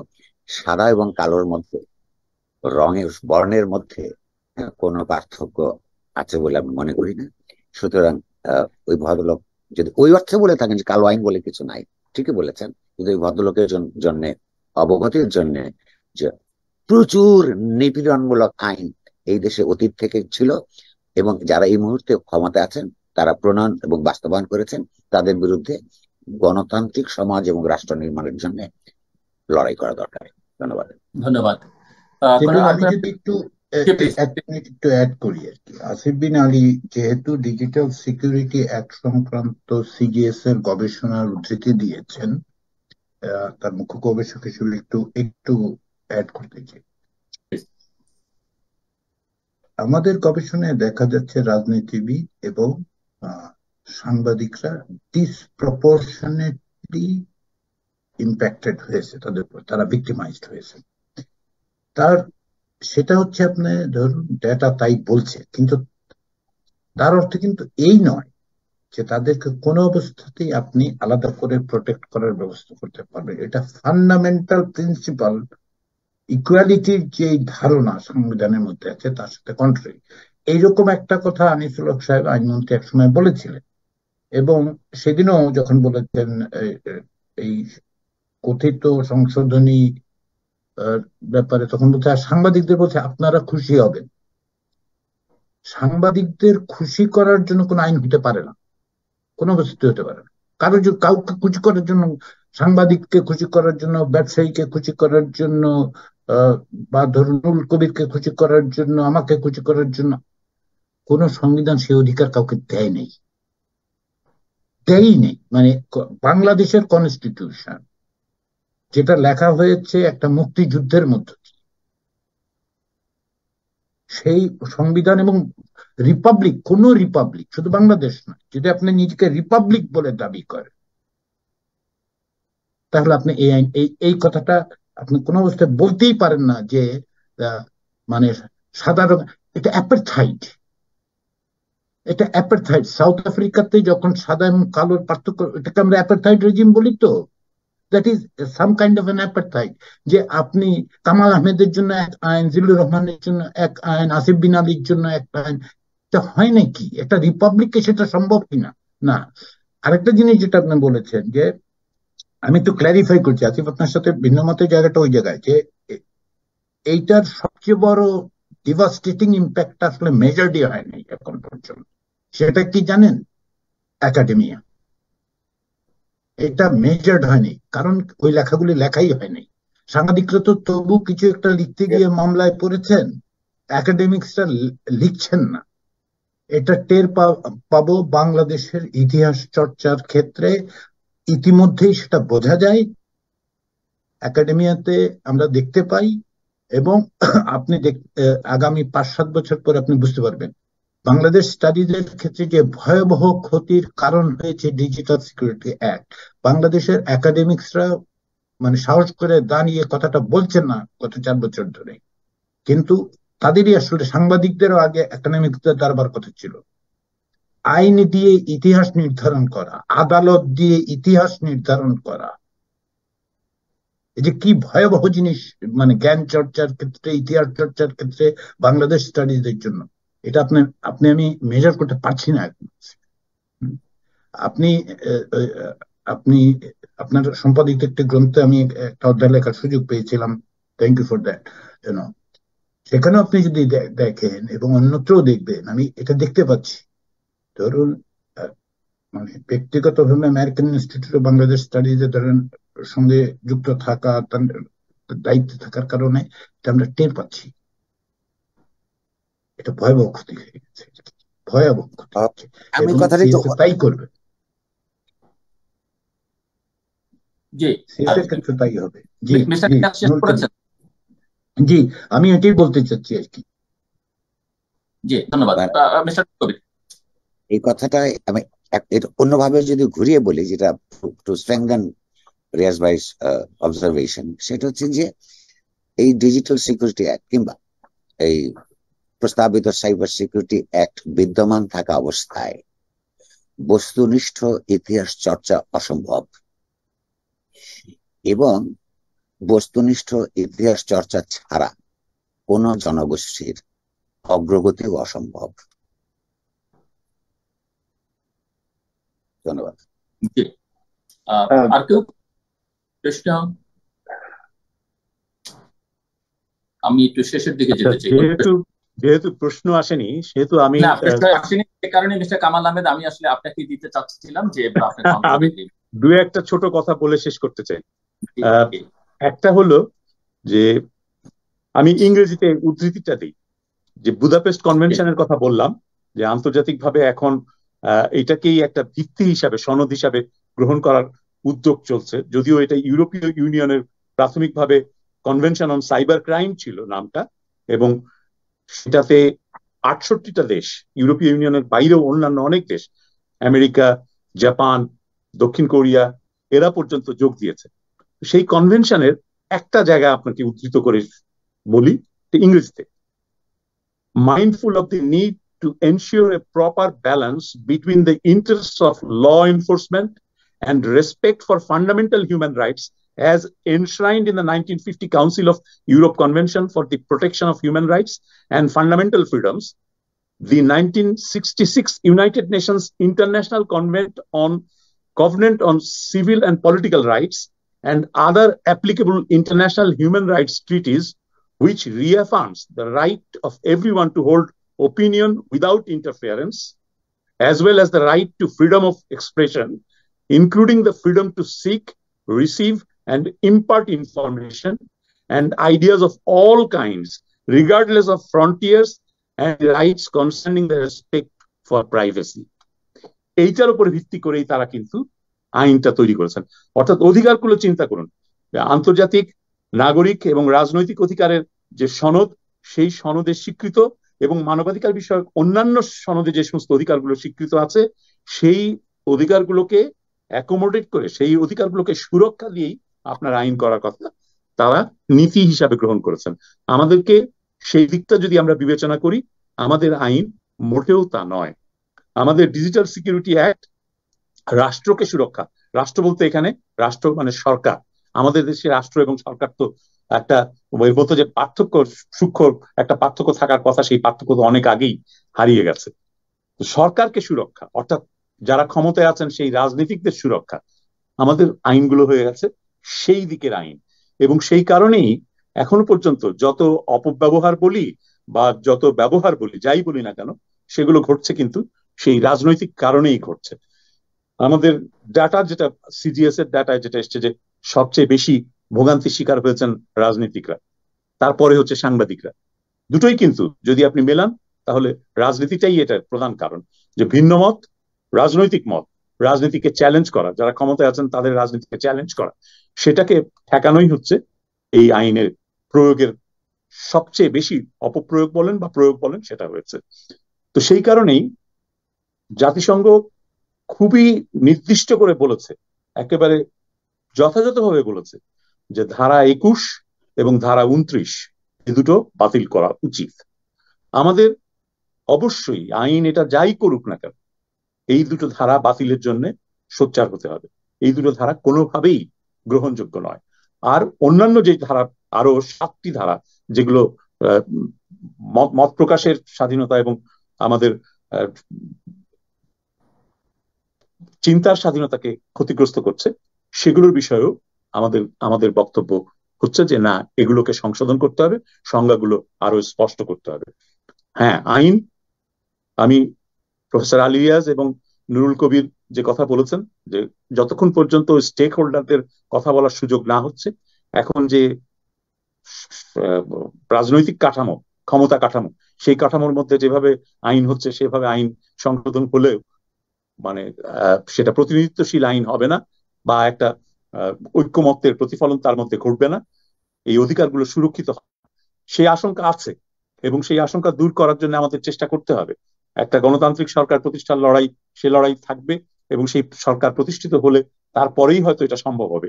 কিন্তু ইতিমধ্যে যেটাই হচ্ছে, সেখানে অন্তত আমাদের চেষ্টাটা বহাল রাখতে হবে যে আমরা এই ধারাগুলো চাই না, এবং এই ধারাগুলো বন্ধ বাতিল করার জন্য আমাদের দাবিটা থাকতে হবে।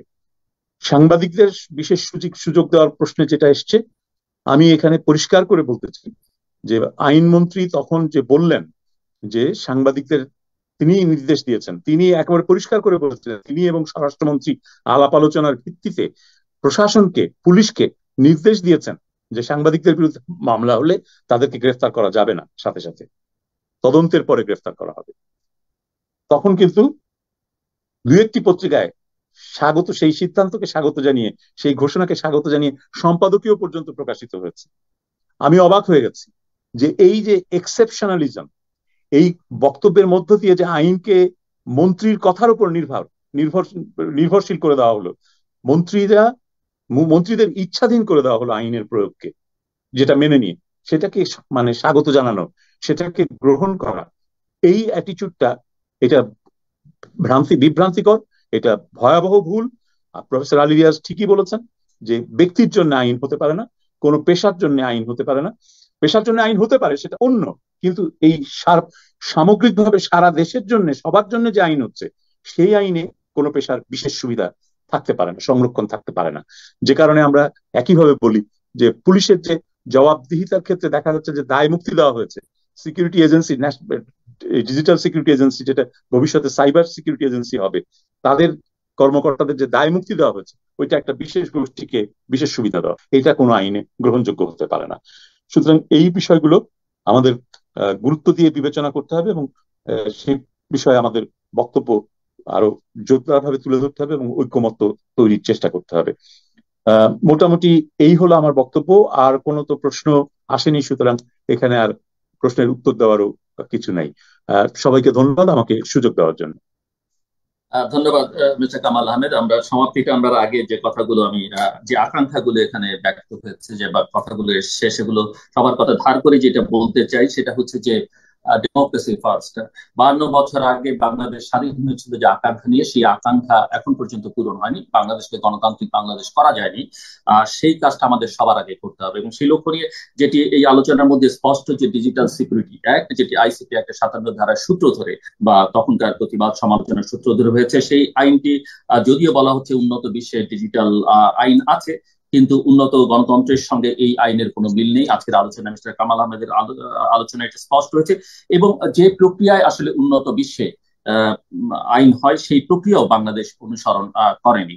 এবং এই আইনটিতে নাগরিকরা, যদিও নাগরিকের নিরাপত্তার জন্য এই ধরনের আইন দরকার, কিন্তু আলোচনা এটি বেড়ে এসছে যে এই আইনে বাংলাদেশের নাগরিকরা অবহেলিত এবং আইনটি এখন সংশোধন করা হচ্ছে এবং নামও বদলে দেওয়া হচ্ছে। সেটি মূলত বাংলাদেশের জনগণের আই ওয়াশ করবার জন্য। এবং আমার একজন অতিথি বলছিলেন আমাদের যে গণতান্ত্রিক মনোভাবাপন্ন বিশ্বের সঙ্গে যেহেতু তারা একটা চাপে রেখেছে আইনকে ঘিরে, তাদের সঙ্গে প্রতারণা করবার জন্য এই আইনটি করা হয়েছে এবং অবিচারিক প্রতিষ্ঠানকে ক্ষমতা দেওয়া হয়েছে বিচারিক, এক ধরনের বিচারিক প্রচ্ছন্নভাবে সেটি আলোচনার মধ্যে এসছে। এবং এই আইনটি করাই হয়েছে এক ধরনের রাজনৈতিক উদ্দেশ্য থেকে, ভিন্ন মতকে দমন করবার জন্য, সেটি আলোচকরা বলেছেন। এবং যতক্ষণ পর্যন্ত বিচার বিভাগ স্বাধীনভাবে কাজ করতে না পারে, যতক্ষণ পর্যন্ত ল এনফোর্সিং এজেন্সিস গুলো পলিটিসাইজড, ততক্ষণ পর্যন্ত কোনো আইনই আসলে মানুষের খুব একটা মুক্তি হবে না। এটি যে কারণে গণতন্ত্রের আকাঙ্ক্ষার কথা বারবার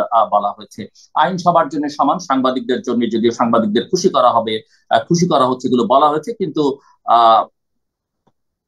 সবার দাবি যে আইনটি সবার জন্য সমান হতে হবে। এবং আইনের একটা বড় বিপর্যয়ের কথা যেটি প্রফেসর আলী রিয়াজ উল্লেখ করেছেন, যে আইন এবং আদালত দিয়ে আসলে ইতিহাস হয় না এবং ইতিহাস চর্চা হয় না, যে কারণে আমাদের একাডেমিক ওয়ার্ল্ড একটা ফিল্ডে একটা বড় বিপর্যয় তৈরি হয়েছে।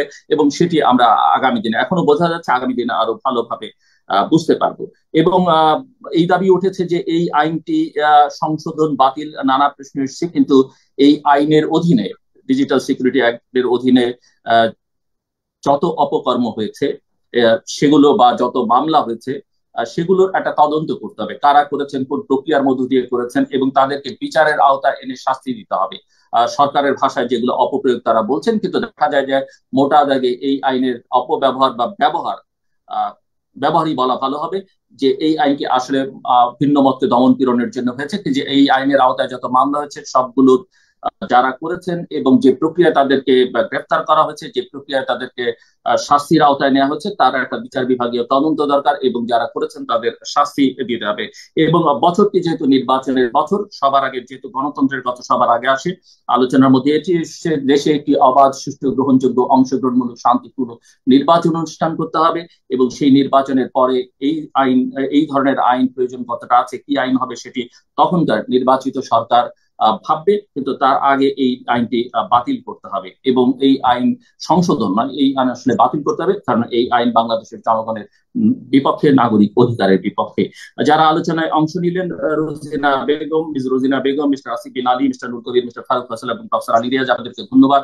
আমাদের মুখ্য আলোচক মিস্টার কামাল আহমেদ, আপনাকে ধন্যবাদ। যেসব সাংবাদিক বন্ধুরা আজকে এই আলোচনা আমাদের সঙ্গে যুক্ত হলেন খবর সংগ্রহের জন্য, তাদেরকে আমরা ধন্যবাদ জানাই এবং ইউটিউবে, টুইটারে এবং ফেসবুকে যারা এই আলোচনা আমাদের সঙ্গে শুনলেন তাদের সকলকে ধন্যবাদ এবং কৃতজ্ঞতা জানাই।